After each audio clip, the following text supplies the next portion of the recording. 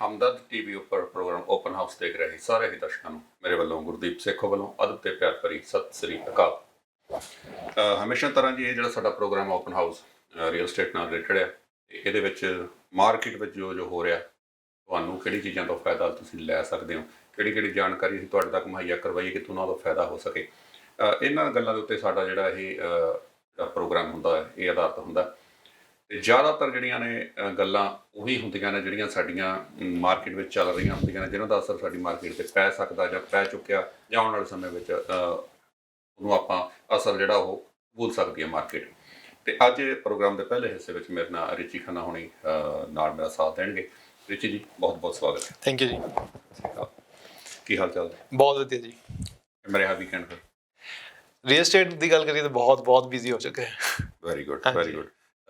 ਸੁਣੋ ਜੀ, ਆਪਾਂ ਆਮ ਹੁਣ ਸੁਣਨ ਨੂੰ ਮਿਲ ਰਿਹਾ ਕਿ ਰੀਅਲ ਸਟੇਟ ਠੀਕ ਹੈ, ਕੋਵਿਡ ਹੁਣੇ ਕਹ ਲਓ ਵੀ ਨਾਲ ਤੁਰਿਆ ਜਾ ਰਿਹਾ, ਆਪਾਂ ਵੀ ਉਹ ਥੋੜ੍ਹਾ ਯੂਜ਼ਡ ਹੋ ਚੁੱਕੇ ਹਾਂ ਕਿਵੇਂ ਉਹਨੂੰ ਅਵੋਇਡ ਕਰਨਾ, ਪ੍ਰੀਕਾਸ਼ਨਸ ਕਿੱਦਾਂ ਲੈਣੇ ਆ। ਪਰ ਜਿਹੜੀ ਰੀਅਲ ਸਟੇਟ ਮਾਰਕੀਟ ਆ, ਸੁਣਨ ਨੂੰ ਮਿਲ ਰਿਹਾ ਸੀਗਾ ਜੀ ਕ੍ਰੈਸ਼ ਹੋ ਜਾਣੀ ਆ, ਥੱਲੇ ਡਿੱਗ ਪੈਣੀ ਆ। ਉਹ ਬੜਾ ਕੁਛ ਹੋਰ ਹਜੇ ਵੀ ਰਿਊਮਰ ਚੱਲ ਰਹੇ ਨੇ। ਖੈਰ ਉਹ ਤਾਂ ਈਵਨ ਕਿ ਜਿਹੜੀਆਂ ਮੇਜਰ ਬੈਂਕਸ ਨੇ ਉਹ ਵੀ ਆਮੋ ਸਾਹਮਣੇ ਖੜੀਆਂ ਨੇ, ਇੱਕ ਪਾਸੇ ਦੋ ਨੇ, ਦੂਜੀਆਂ ਬਾਕੀ ਪਾਸੇ ਹੋ ਗਈਆਂ ਨੇ। ਇੱਕ ਦੋ ਕਹਿ ਰਹੀਆਂ ਵੀ ਇਹ ਮਾਰਕੀਟ ਬਿਲਕੁਲ ਥੱਲੇ ਕ੍ਰੈਸ਼ ਹੋ ਜਾਣੀ ਹੈ, ਦੂਜੀਆਂ ਕਹਿੰਦੀਆਂ ਨਹੀਂ ਹੋਣੀ ਜੀ, ਅੱਪ ਜਾਣੀ ਹੈ। ਗੱਲ ਹੁਣ ਤੁਸੀਂ ਕਿਹਾ ਵੀ ਬਹੁਤ ਬਿਜ਼ੀ ਰੀਅਲ ਸਟੇਟ ਮਾਰਕੀਟ, ਬਹੁਤ ਬਿਜ਼ੀ ਆ। ਦਰਸ਼ਕਾਂ ਨੂੰ ਇਹ ਦੱਸੋ ਵੀ ਬਿਜ਼ੀ ਕਿਸ ਹਿਸਾਬ ਨਾਲ, ਤਾਂ ਕਿ ਥੋੜ੍ਹਾ ਜਿਹਾ ਹੋਰ ਆਪਾਂ ਕਲੀਅਰ ਕਰ ਸਕੀਏ ਜੀ ਗੱਲ। ਕਿਸ ਤਰ੍ਹਾਂ ਬਿਜ਼ੀ ਰਹੇ ਤੁਸੀਂ? ਅਸੀਂ ਤਾਂ ਦੇਖੋ ਆਪਣੇ ਕਲਾਇੰਟਸ ਨਾਲ ਬਿਜ਼ੀ ਹਾਂ, ਅਤੇ ਬਟ ਇੱਕ ਚੀਜ਼ ਦੇਖਣ ਨੂੰ ਆ ਰਹੀ ਹੈ ਕਿ ਕਾਫੀ ਫਸਟ ਟਾਈਮ ਬਾਇਰਸ ਜਿਹੜੇ ਮਾਰਕੀਟ 'ਚ ਹੈਗੇ ਜੀ। ਅਤੇ ਉਹਦਾ ਇੱਕ ਹੋਰ ਵੀ ਕਾਰਨ ਹੈ, ਤੁਹਾਨੂੰ ਜ਼ਿਆਦਾ ਪਤਾ ਹੋਏਗਾ ਕਿ ਜੁਲਾਈ 1 ਤੋਂ CMHC ਰੂਲਸ ਚੇਂਜ ਕਰ ਰਹੇ ਹੈ। ਉਹਦੇ ਕਾਰਨ ਕੁਛ ਕੁਆਲੀਫਿਕੇਸ਼ਨ 'ਤੇ ਇੰਪੈਕਟ ਪਏਗਾ ਸਾਰੇ ਫਸਟ ਟਾਈਮ ਬਾਇਰਸ ਦੀ। ਅਤੇ ਹਾਲ ਦੀ ਘੜੀ ਜਿੰਨੇ ਬਾਰਡਰ ਲਾਈਨ 'ਤੇ ਬਾਇਰਸ ਬੈਠੇ ਸੀ ਵੀ ਆਪਾਂ ਮਹੀਨੇ ਨੂੰ ਲਈਏ, 4 ਨੂੰ ਲਈਏ, ਉਹ ਸਾਰੇ ਸਾਹਮਣੇ ਆ ਕੇ ਕਹਿੰਦੇ ਬਈ 31 ਤੋਂ ਪਹਿਲੇ ਆਪਾਂ ਕਰਾ ਲਈਏ ਮੌਰਗੇਜ, ਤਾਂ ਕਿ ਅੱਗੇ ਘਰ ਲੱਭ ਨਾ ਪਾਏ, ਅਸੀਂ ਕੁਆਲੀਫਾਈ ਨਾ ਕਰ ਪਾਈਏ। ਤਾਂ ਅੱਗੇ ਲਈ ਥੋੜ੍ਹਾ ਕੁਐਸਚਨ ਮਾਰਕ ਬਣ ਗਿਆ ਉਹਨਾਂ ਲਈ ਜੀ। ਅਤੇ ਉਹ ਸਾਰੇ ਬਾਇਰਸ ਜਿੰਨੇ ਕੁਆਲੀਫਾਈਡ ਸੀਗੇ ਉਹ ਸਾਰੇ ਮਾਰਕੀਟ 'ਚ। ਉਹਦੇ ਕਾਰਨ ਕੀ ਹੈ ਕਿ ਇਨਵੈਂਟਰੀ ਤਾਂ ਹਜੇ ਵੀ ਲਿਮਿਟਿਡ ਹੈ, ਕਿਉਂਕਿ ਸਮਰ ਜ਼ਰੂਰ ਆ ਗਈ ਹੈ ਬਟ ਇਨਵੈਂਟਰੀ ਨਹੀਂ ਹਜੇ ਵੱਧ ਰਹੀ ਮਾਰਕੀਟ 'ਚ। ਅਤੇ ਜਿੱਥੇ ਵੀ ਜਾਂਦੇ ਹਾਂ, ਈਵਨ ਨਾਇਗਰਾ ਫਾਲਸ ਗਿਆ ਵਾ ਪਿੱਛੇ, ਫਿਰ ਗੋਲਫ ਚਾਹੀਏ, ਐਵਰੀਵੇਅਰ ਸਟਾਰਟਰ ਹੋਮਸ 'ਤੇ ਬਿਡਿੰਗ ਹੋ ਰਹੀ ਹੈ ਇਸ ਟਾਈਮ। ਜੀ ਬਿਲਕੁਲ ਹੋ ਰਹੀ ਹੈ ਜੀ, ਕੋਈ ਸ਼ੱਕ ਨਹੀਂ। ਕੱਲ੍ਹ ਅਸੀਂ ਵੀ ਨਾਇਗਰਾ ਰੀਜਨ ਦੇ ਵਿੱਚ ਗਏ, ਉੱਥੇ ਵੀ ਸਾਨੂੰ ਇਹੀ ਸਾਰਾ ਪਾਸੇ ਦੇਖਣ ਨੂੰ ਮਿਲਿਆ ਕਿ ਉੱਥੇ ਚੱਲ ਕੇ ਰਿਹਾ ਹਾਲਾਤ ਬਿਲਕੁਲ GTA ਵਾਲਾ ਮਾਹੌਲ, ਇੱਥੋਂ ਸ਼ੁਰੂ ਹੋ ਕੇ ਨਾਇਗਰਾ ਤੱਕ ਇੱਕੋ ਜਿਹਾ ਚੱਲ ਰਿਹਾ। ਐਬਸੋਲੂਟਲੀ, ਕਿਤੇ ਕੋਈ ਫਰਕ ਨਹੀਂ, ਕਿਤੇ ਕੋਈ ਜਿਵੇਂ ਕਹ ਲਓ ਢਿੱਲ ਨਹੀਂ, ਕਿਤੇ ਕੋਈ ਇਹ ਨਹੀਂ ਵੀ ਸਲੋ ਡਾਊਨ ਮਾਰਕੀਟ ਦਾ ਜ਼ਰੀਆ। ਨੋ, ਜ਼ਿਆਦਾਤਰ ਬਾਇਰਸ ਵੀ ਆਪਣੇ GTA ਤੋਂ ਹੀ ਜਾ ਰਹੇ, ਕਿਉਂਕਿ ਅੱਜ ਕੱਲ੍ਹ ਕੀ ਹੈ ਕਿ ਕਾਫੀ ਲੋਕ ਵਰਕ ਫਰੋਮ ਹੋਮ ਕਰ ਰਹੇ। ਅਤੇ ਹੁਣ IT ਵਾਲਾ ਬੰਦਾ ਪਹਿਲੇ ਕਹਿੰਦੇ ਸੀ ਚਲੋ ਆਪਾਂ ਜੋਬ 'ਤੇ ਕਦੀ ਕਦਾਈ ਜਾਣਾ, ਹੁਣ ਤਾਂ ਕਈ ਕੰਪਨੀਆਂ ਨੇ ਪਰਮਾਨੈਂਟ ਹੀ ਕਰਤਾ ਹੈ। ਅਤੇ ਉਹ ਕਹਿੰਦੇ ਫਿਰ ਆਪਾਂ ਕਿਚਨਰ ਰਹਿ ਲੈਂਦੇ ਹਾਂ ਜਾਂ ਆਪਾਂ ਨਾਇਗਰਾ ਰਹਿ ਲੈਂਦੇ ਹਾਂ, ਜਿੱਥੇ ਅੱਛਾ ਘਰ ਬਜਟ ਦੇ ਅੰਦਰ ਆਉਂਦਾ ਉਹ ਲੈ ਲਈਏ। ਬਿਲਕੁਲ ਜੀ। ਇਸ ਕਾਰਨ ਇਹਦਾ ਇਹ ਵੀ ਇੱਕ ਆਉਣ ਵਾਲੇ ਸਮੇਂ 'ਚ ਇਹ ਜਿਹੜਾ ਇੱਕ ਵੱਖਰਾ ਰੁਝਾਨ ਦੇਖਣ ਨੂੰ ਮਿਲੇਗਾ ਕਿ ਜਿਹੜੇ ਖਾਸ ਕਰਕੇ ਵਰਕ ਫਰੋਮ ਹੋਮ ਵਾਲੇ ਜਿੰਨੇ ਸਾਡੇ ਵੀਰ ਭੈਣ ਨੇ, ਉਹ ਚਾਹੁਣਗੇ ਵੀ ਇੱਥੇ ਨਾਲੋਂ ਅਸੀਂ ਥੋੜ੍ਹਾ ਜਿਹਾ ਸਬਰਬ ਚਲੇ ਜਾਈਏ, ਨਾਇਗਰਾ ਰੀਜਨ ਚਲੇ ਜਾਈਏ, ਤਾਂ ਕਿ ਉੱਥੇ ਜਿਹੜਾ ਅਫੋਰਡੇਬਿਲਟੀ ਆ ਉਹ ਜ਼ਿਆਦਾ ਆ, ਘਰ ਵੀ ਜ਼ਿਆਦਾ ਉਸ ਓਨੇ ਪ੍ਰਾਈਸ ਦੇ ਵਿੱਚ ਘਰ ਤੁਸੀਂ ਹੋਰ ਵਧੀਆ ਕਸਟਮਾਈਜ਼ ਵੀ ਕਰਵਾ ਸਕਦੇ ਹੋ। ਬੜਾ ਕੁਛ ਹੈ ਜੀ। ਅਤੇ ਖੈਰ ਆਪਾਂ ਉਹਦੇ ਵੱਲ ਨਹੀਂ ਜਾਂਦੇ, ਗੱਲ ਕਰਦੇ ਹਾਂ ਆਪਾਂ ਇੰਸ਼ੋਰੈਂਸ ਦੀ, ਜਿਹੜੀ ਹਾਊਸਿੰਗ ਮੌਰਗੇਜ ਇੰਸ਼ੋਰੈਂਸ। ਹਾਂਜੀ। ਉਹ ਰੂਲ ਪਹਿਲਾਂ ਇੱਕ ਬਿਆਨ ਆਇਆ ਜੀ ਉਹਨਾਂ ਦੇ ਪ੍ਰਧਾਨ ਸਾਹਿਬ ਦਾ, ਹਾਂਜੀ, ਅਸੀਂ ਇੱਦਾਂ ਆਹ ਚੀਜ਼ ਹੋਣੀ ਚਾਹੀਦੀ ਹੈ। ਹੁਣ ਆਪਣੇ 3 ਨੇ ਜੀ ਇੱਥੇ, ਹੁਣ ਜਿਹੜੀਆਂ ਕਿ ਮੌਰਗੇਜ ਦੀ ਇੰਸ਼ੋਰੈਂਸ ਕਰਦੀਆਂ ਨੇ, 3 ਕੰਪਨੀਆਂ 'ਚੋਂ ਇੱਕ ਕੰਪਨੀ ਕਹਿ ਰਹੀ ਆ ਵੀ ਕਹਿ ਲਓ ਉਹਨੂੰ ਆਪਾਂ ਅਦਾਰਾ ਕਹਿ ਲਓ, ਇੱਕ ਅਦਾਰਾ ਕਹਿ ਰਿਹਾ ਵੀ ਅਸੀਂ ਆਹ ਜਿਹੜੇ ਰੂਲਸ ਨੇ ਉਹ ਲਾਗੂ ਕਰ ਦੇਣੇ ਆ, ਦੂਸਰੇ 2 ਕਹਿ ਰਹੇ ਵੀ ਅਸੀਂ ਇਹਨੂੰ ਫੋਲੋ ਨਹੀਂ ਕਰਨਾ। ਓਕੇ, ਆਪਾਂ ਰੂਲਸ ਦੀ ਚਰਚਾ ਜਿਹੜੀ ਉਹਦੇ ਕਰ ਲਈਏ, ਉਹ ਤਾਂ ਬਹੁਤ ਜ਼ਿਆਦਾ ਆਪਣਾ ਲੰਬਾ ਚੌੜਾ ਪ੍ਰੋਗਰਾਮ ਹੋ ਜਾਣਾ। ਤੁਸੀਂ ਕੀ ਦੇਖਦੇ ਹੋ ਐਜ਼ ਅ ਰੀਅਲਟਰ ਕਿ ਜੇ ਇਹ ਰੂਲਸ ਲਾਗੂ ਹੁੰਦੇ ਨੇ ਉਹਦਾ ਰੀਅਲ ਸਟੇਟ ਮਾਰਕੀਟ 'ਤੇ ਕੀ ਪ੍ਰਭਾਵ ਹੈ? ਇੱਕ ਤਾਂ ਹੁਣ ਤੁਸੀਂ ਦੱਸਿਆ ਵੀ ਹਰ ਇੱਕ ਕਹਿ ਰਿਹਾ ਵੀ ਉਹ ਤੋਂ ਪਹਿਲਾਂ ਮੈਨੂੰ ਹੋ ਜੇ, ਰਸ਼ ਪੈ ਗਿਆ ਮਾਰਕੀਟ। ਹਾਂਜੀ। ਖੈਰ ਸਾਰਿਆਂ ਤੋਂ ਤਾਂ ਘਰ ਲੈ ਵੀ ਨਹੀਂ ਹੋਣੇ। ਨਹੀਂ ਜੀ। ਉਸ ਤੋਂ ਬਾਅਦ ਤਾਂ ਮਤਲਬ ਰੂਲ ਤਾਂ ਲਾਗੂ ਹੋਣੇ ਹੀ ਹੋਣੇ ਆ। ਉਸ ਤੋਂ ਅੱਗੇ ਤੁਸੀਂ ਉਹਨੂੰ ਕਿਸ ਤਰ੍ਹਾਂ ਦੇਖਦੇ ਹੋ ਵੀ ਉਹਦਾ ਕੀ ਪ੍ਰਭਾਵ ਪੈ ਸਕਦੇ ਆ, ਪੋਜ਼ੀਟਿਵ ਜਾਂ ਨੈਗੇਟਿਵ? ਦੇਖੋ, ਵੈਸੇ ਓਵਰਆਲ ਦੇਖੀਏ ਤਾਂ ਥੋੜ੍ਹੀ ਸਟ੍ਰਿਕਟਨੈਸ ਹੋ ਜਾਏ ਤਾਂ ਕੋਈ ਐਸੀ ਪ੍ਰੋਬਲਮ ਵੀ ਨਹੀਂ ਹੈ, ਕਿਉਂਕਿ ਕਈ ਵਾਰੀ ਫਸਟ ਟਾਈਮ ਬਾਇਰਸ ਬਹੁਤ ਫਰਜਾਈਲ ਹੁੰਦੇ ਹੈ, ਲਿਮਿਟਿਡ ਬਜਟ ਦੇ ਨਾਲ ਲੋਨ ਜ਼ਿਆਦਾ ਚੁੱਕ ਲੈਂਦੇ ਹੈ ਕਿਉਂਕਿ ਉਹਨਾਂ ਦੀ ਕੁਆਲੀਫਿਕੇਸ਼ਨ ਜ਼ਿਆਦਾ ਹੈ। ਅਤੇ ਅਫੋਰਡੇਬਿਲਿਟੀ 'ਤੇ ਕਿਉਂਕਿ ਇਹ ਰੂਲ ਤਦ ਲਾਗੂ ਹੋ ਰਹੇ ਹੈ ਕਿਉਂਕਿ ਫਿਊਚਰ ਬਾਰੇ ਸੋਚਿਆ ਜਾ ਰਿਹਾ ਕਿ ਫਿਊਚਰ ਵਿੱਚ ਹੋ ਸਕਦਾ ਹੈ ਜੋਬਾਂ ਨਾ ਰਹਿਣ ਜਾਂ ਇੰਨੀ ਇਨਕਰੀਮੈਂਟ ਨਾ ਹੋਵੇ ਲਾਈਫ ਵਿੱਚ, ਅਤੇ ਉਹ 3,000 3,500 ਦੀ ਮੌਰਗੇਜ ਉਹ ਪੇ ਕਰ ਪਾਉਣ ਨਾ ਕਰ ਪਾਉਣ। ਠੀਕ ਹੈ, ਸੋ ਕੰਜ਼ਿਊਮਰ ਦੇ ਬੈਨੀਫਿਟ ਨੂੰ ਹੀ ਦਿਮਾਗ 'ਚ ਰੱਖ ਕੇ ਹੀ ਇਹ ਰੂਲ ਆ ਰਿਹਾ ਸਾਹਮਣੇ।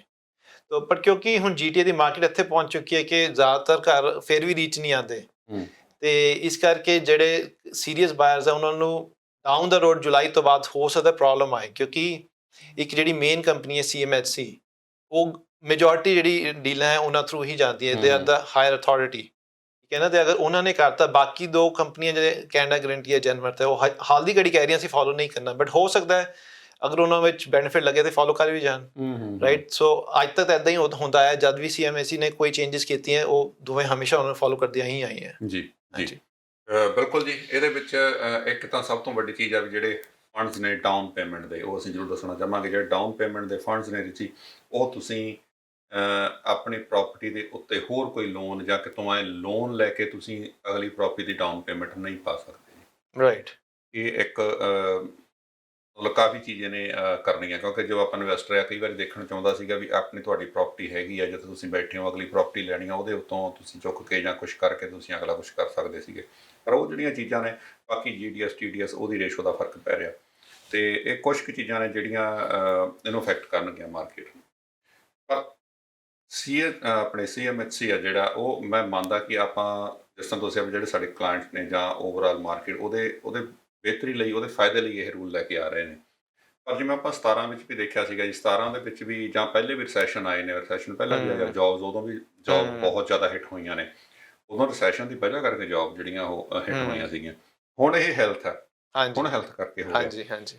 ਕੀ ਤੁਹਾਨੂੰ ਲੱਗਦਾ ਵੀ ਇਹ ਜਿਹੜੀ ਚੀਜ਼ ਆ, ਇਹ ਜਿਹੜਾ ਇਕੋਨਮੀ ਦੇ ਵਿੱਚ ਉਹਦਾ ਰਿਸੈਸ਼ਨ ਆਉਂਦਾ ਹੈ, ਉਹਦਾ ਇਹ ਹੈਲਥ ਦੇ ਵਜ੍ਹਾ ਕਰਕੇ ਜਿਹੜਾ ਰਿਸੈਸ਼ਨ ਹੀ ਕਹਿ ਲਓ ਆਪਾਂ, ਮਤਲਬ ਜਿਹੜਾ ਡਾਊਨਫਾਲ ਹੈ ਮਾਰਕੀਟ ਦਾ ਹੈਗਾ, ਦੋਨਾਂ ਵਿੱਚੋਂ ਖਤਰਨਾਕ ਕਿਹੜਾ ਕਹਿ ਲਓ, ਦੋਨਾਂ ਵਿੱਚੋਂ ਜ਼ਿਆਦਾ ਅਸਰ ਕਿਹੜਾ, ਲੌਂਗ ਟਰਮ ਅਸਰ ਕਿਹਦਾ ਰਹੂਗਾ ਜੀ?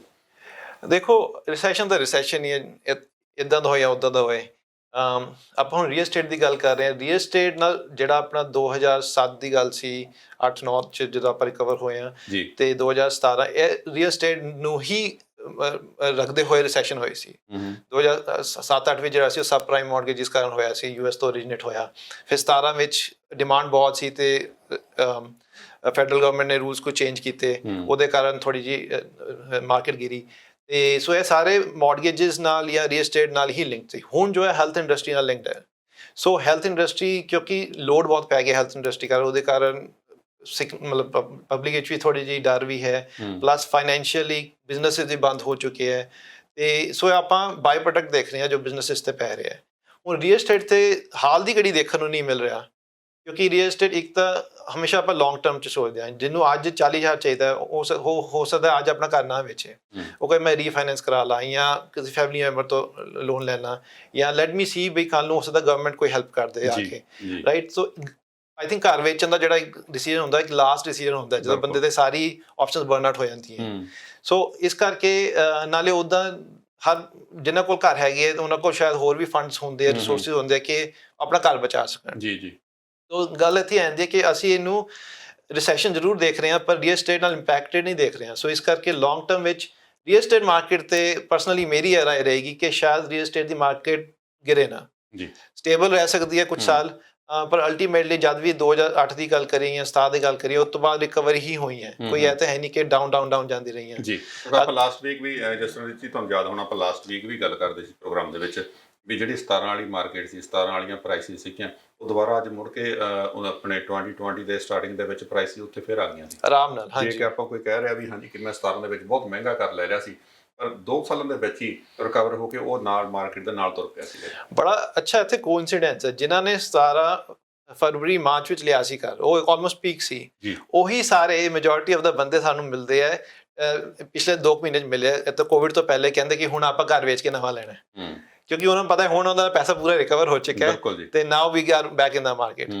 ਤੇ ਕਿਉਂਕਿ ਇਹ ਵੀ ਪੀਕ ਲੰਘ ਚੁੱਕਾ ਹੈ ਫਰਵਰੀ ਮਾਰਚ 20 ਦਾ, ਤੇ ਹੁਣ ਜਦ ਆਪਾਂ ਹੁਣ ਬਾਹਰ ਨਿਕਲਣੇ ਸ਼ੁਰੂ ਹੋਏ ਹਾਂ, 1 ਮਈ ਤੋਂ ਲੈ ਕੇ ਹੁਣ ਆਲਮੋਸਟ ਮਿਡ ਜੂਨ ਆ ਗਿਆ, ਮਾਰਕੀਟ ਉੱਪਰ ਹੀ ਜਾ ਰਹੀ ਹੈ, ਬਿਲਕੁਲ ਉੱਪਰ ਜਾ ਰਹੀ ਹੈ। ਐਵਰੀ ਡੇ ਆਪਾਂ ਬਿਡਿੰਗ ਦੇਖ ਰਹੇ ਹਾਂ, ਐਵਰੀ ਡੇ ਮਾਰਕੀਟ ਪ੍ਰਾਈਸ ਵੀ ਵੱਧ ਰਿਹਾ ਹੈ। ਪਹਿਲੇ ਪਿਛਲੇ ਨਵੰਬਰ ਤੋਂ ਸ਼ੁਰੂ ਕਰੀਏ ਤੇ ਫਰਵਰੀ ਤੱਕ 2020 ਤੱਕ ਆਲਮੋਸਟ ਨਹੀਂ ਤਾਂ 8 ਤੋਂ 10% ਪ੍ਰਾਈਸ ਵਧੇ ਹੈ। ਹੁਣ ਮੈਂ ਤੁਹਾਨੂੰ ਛੋਟੀ ਜਿਹੀ ਐਗਜ਼ਾਮਪਲ ਦਿੰਦਾ, ਖੈਰ ਮੈਂ ਪ੍ਰੋਪਰਟੀ ਦਾ ਜ਼ਿਕਰ ਨਹੀਂ ਕਰਾਂਗਾ ਕਿਹੜੀ ਪ੍ਰੋਪਰਟੀ ਸੀ।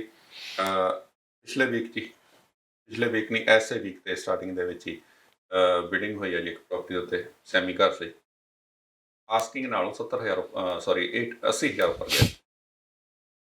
ਮਤਲਬ ਆਪਾਂ ਮੈਂ ਖੁਦ ਹੈਰਾਨ ਸੀਗਾ, ਮੈਨੂੰ ਉਹਨਾਂ ਨੂੰ ਸੀਗਾ 10-20 ਹਜ਼ਾਰ, ਚਲੋ ਇੰਨਾ ਕੁ ਸੀਗਾ ਹਾਂਜੀ, ਆਈਡੀਆ ਰੀਅਲਟਰ ਨੂੰ, ਪਰ ਜਦੋਂ ਆਉਣ ਲੱਗੀਆਂ ਆਫਰ ਤੇ ਆਫਰ ਤੇ ਉਹ 80,000 ਆਲਮੋਸਟ ਆਸਕਿੰਗ ਨੂੰ 80-81,000 ਉੱਪਰ ਜਾ ਕੇ ਵਿਕਿਆ ਜੀ। ਡੈਫੀਨਿਟਲੀ ਇਸ ਵਾਰੀ ਇਸ ਟਾਈਮ ਅਗਰ ਕੋਈ ਵੀ ਲਿਸਟਿੰਗ ਏਜੰਟ ਅੰਡਰ ਪ੍ਰਾਈਸ ਕਰਕੇ ਲਗਾਉਂਦਾ ਹੈ ਹਾਊਸ ਕਾਲ ਬਿਡਿੰਗ, ਉਹ ਬਿਡਿੰਗ ਜਿਹੜੀ ਹੈ ਬਹੁਤ ਵੱਡੀ ਬਿਡਿੰਗ ਹੋ ਜਾਂਦੀ ਹੈ, ਕਿਉਂਕਿ ਨੰਬਰ ਆਫ ਜਿਹੜੀ ਆਫਰਸ ਆਉਂਦੀਆਂ 2-4-6 ਨਹੀਂ ਹੁੰਦੀਆਂ, ਉਹ 20-25-30 40-50 ਹੋ ਜਾਂਦੀ ਹੈ। ਉਸ ਵੇਲੇ ਏਜੰਟ ਨੂੰ ਵੀ ਸੰਭਾਲਣਾ ਔਖਾ ਹੁੰਦਾ ਵੀ ਆਪਾਂ ਇਹਨੂੰ ਕਿਵੇਂ ਰੈਪ ਅਪ ਕਰੀਏ। ਜੀ ਕਿਉਂਕਿ ਹੁਣ 30-35 ਆਫਰਸ ਦਾ ਇੱਕ ਆਮ ਗੱਲ ਹੋ ਗਈ ਹੈ। ਹਾਂਜੀ, ਬਿਲਕੁਲ ਆਮ ਗੱਲ ਹੋ ਗਈ ਹੈ ਜੀ, ਇਹ 30 ਤੋਂ 35 ਆਫਰ ਇੱਕ ਪ੍ਰੋਪਰਟੀ ਤੇ ਆਮ ਗੱਲ ਹੋ ਗਈ ਹੈ। ਜੇ ਤੁਸੀਂ ਆਪਣਾ ਘਰ ਵੇਚਣਾ ਚਾਹੁੰਦੇ ਹੋ ਇਸ ਟਾਈਮ ਦੇ ਵਿੱਚ, ਤਾਂ ਇਹ ਨਾ ਸੋਚੋ ਕਿ ਪ੍ਰਾਈਸਿਸ ਹੋਰ ਵਧਣਗੀਆਂ ਫੇਰ ਵੇਚਾਂਗੇ, ਜਾਂ ਤੁਸੀਂ ਖਰੀਦਣਾ ਚਾਹੁੰਦੇ ਹੋ ਫਿਰ ਜਾਂ ਇਹ ਸੋਚ ਰਹੇ ਹੋ ਵੀ ਪ੍ਰਾਈਸਿਸ ਘਟਣਗੀਆਂ ਫੇਰ ਖਰੀਦਾਂਗੇ। ਅਸੀਂ ਹਰ ਵਾਰੀ ਇਹੀ ਗੱਲ ਕਹਿੰਦੇ ਹਾਂ ਜੀ, ਹਰ ਇੱਕ ਸਮਾਂ ਹੀ ਸਹੀ ਸਮਾਂ ਹੁੰਦਾ। ਤੁਸੀਂ ਖਰੀਦਣਾ ਚਾਹੁੰਦੇ ਹੋ, ਅੱਜ ਤੁਹਾਡੇ ਲਈ ਸਹੀ ਸਮਾਂ, ਵੇਚਣਾ ਚਾਹੁੰਦੇ ਹੋ ਤਾਂ ਵੀ ਅੱਜ ਹੀ ਸਹੀ ਸਮਾਂ। ਕਿਉਂ? ਕਿਉਂਕਿ ਮਾਰਕੀਟ ਨੇ ਖੜਨਾ ਨਹੀਂ ਕਿਸੇ ਲਈ ਵੇਟ ਨਹੀਂ ਕਰਨੀ ਜੀ। ਤੇ ਜੇ ਤੁਸੀਂ ਅੱਜ ਵੇਚ ਕੇ ਉਹਨੇ ਅੱਗੇ ਵੀ ਤਾਂ ਲੈਣਾ। ਬਿਲਕੁਲ ਸਹੀ ਗੱਲ ਹੈ। ਜੇ ਮੰਨ ਲਓ ਅੱਜ ਫੋਰ ਐਗਜ਼ਾਮਪਲ ਮੈਂ ਅੱਜ ਘਰ ਆਪਦਾ ਵੇਚਣਾ ਹੋਵੇ, ਮੈਂ ਅੱਗੇ ਵੀ ਤਾਂ ਲਊਂਗਾ ਜੀ ਘਰ। ਜੇ ਮੈਂ ਕਹਾਂ ਮੈਂ ਉਹਨੂੰ ਬਹੁਤ ਮਹਿੰਗਾ ਕਰਕੇ ਵੀ ਜਿਹੜਾ ਅੱਗੇ ਲੈਣਾ ਉਹ ਬਹੁਤ ਮਹਿੰਗਾ ਮਿਲੇਗਾ ਜੀ। ਨਹੀਂ, ਇਹ ਤੁਹਾਡੀ ਚੋਇਸ ਤੇ ਤੁਹਾਨੂੰ ਜਿਹੜੀ ਅਗਲੀ ਪ੍ਰੋਪਰਟੀ ਆ ਉਹ ਤੁਹਾਨੂੰ ਕਿੰਨੀ ਸੂਟੇਬਲ ਮਿਲਦੀ ਹੈ। ਅੱਜ ਮਿਲ ਰਹੀ ਆ, ਤੁਸੀਂ ਆਪਣਾ ਹੋ ਕੇ ਮੂਵ ਆਨ ਹੋ ਸਕਦੇ ਹੋ। ਇੱਕ ਹੋਰ ਗੱਲ ਆ ਜਾਂਦੀ ਹੈ, ਜਦ ਤੁਸੀਂ ਘਰ ਵੇਚਣਾ ਜਾਂ ਖਰੀਦਣਾ, ਇਹ ਤਾਂ ਹੈ ਨਹੀਂ ਕਿ ਤੁਸੀਂ ਏਜੰਟ ਨੇ ਕਿਹਾ ਵੇਚ ਦਿਓ ਜਾਂ ਖਰੀਦ ਲਓ ਤੁਸੀਂ ਕਰ ਲਓਗੇ। ਤੁਹਾਡਾ ਪਰਸਨਲ ਰੀਜ਼ਨ ਹੁੰਦਾ, ਮੋਟੀਵੇਸ਼ਨ ਹੁੰਦੀ ਹੈ। ਤੇ ਅਗਰ ਉਹ ਇੰਨੀ ਹੈ ਸਟਰੋਂਗ ਹੈ ਕਿ ਤੁਹਾਨੂੰ ਵੇਚਣਾ ਹੀ ਹੈ ਜਾਂ ਲੈਣਾ ਹੀ ਹੈ, ਸੋ ਅੱਜ ਸਟੈਪ ਲੈਣਾ ਉਹ ਬੈਟਰ ਹੈ। ਕਿਉਂਕਿ ਅਗਰ ਜੇ ਹੁਣ ਤੁਸੀਂ ਰੈਂਟ ਤੇ ਹੈਗੇ ਹੋ, ਕਿਉਂਕਿ ਅੱਜ ਮੈਂ ਕੁਆਲੀਫਾਈਡ ਹਾਂ, ਪੈਸੇ ਵੀ ਹੈ, ਤੇ ਆਪਾਂ ਰੁਕ ਜਾਈਏ 6 ਮਹੀਨੇ, ਸ਼ਾਇਦ ਮਾਰਕੀਟ ਗਿਰ ਜੇ, 6 ਮਹੀਨੇ ਤੁਸੀਂ ਇੱਕ ਤਾਂ $2,000 $2,500 ਰੈਂਟ ਦੇ ਰਹੇ ਹੋ, 6 ਮਹੀਨੇ ਦਾ ਉਹ ਪੇ ਆਫ ਕੀਤਾ, 6 ਮਹੀਨੇ ਤੁਹਾਡੇ ਜਿਹੜੇ ਅੱਜ ਤੁਹਾਨੂੰ 6-6.5 ਦਾ ਮਿਲਣਾ, ਕੱਲ ਨੂੰ 7 ਦਾ ਹੋ ਜਾਣਾ ਹੈ, ਰਾਈਟ। ਸੋ ਹਰ ਪਾਸੇ ਤੁਹਾਨੂੰ ਫਿਰ ਉਹ ਬੈਕਫਾਇਰ ਹੀ ਕਰਦਾ ਹੈ। ਬਿਲਕੁਲ ਜੀ, ਬਿਲਕੁਲ ਇੱਥੇ ਉਹਨਾਂ ਨੇ ਸਹੀ ਗੱਲ ਕਹੀ ਹੈ ਜੀ। ਇਸ ਲਈ ਡਿਸੀਜ਼ਨ, ਰਾਈਟ ਟਾਈਮ ਤੇ ਰਾਈਟ ਡਿਸੀਜ਼ਨ ਬਹੁਤ ਜ਼ਰੂਰੀ ਹੈ।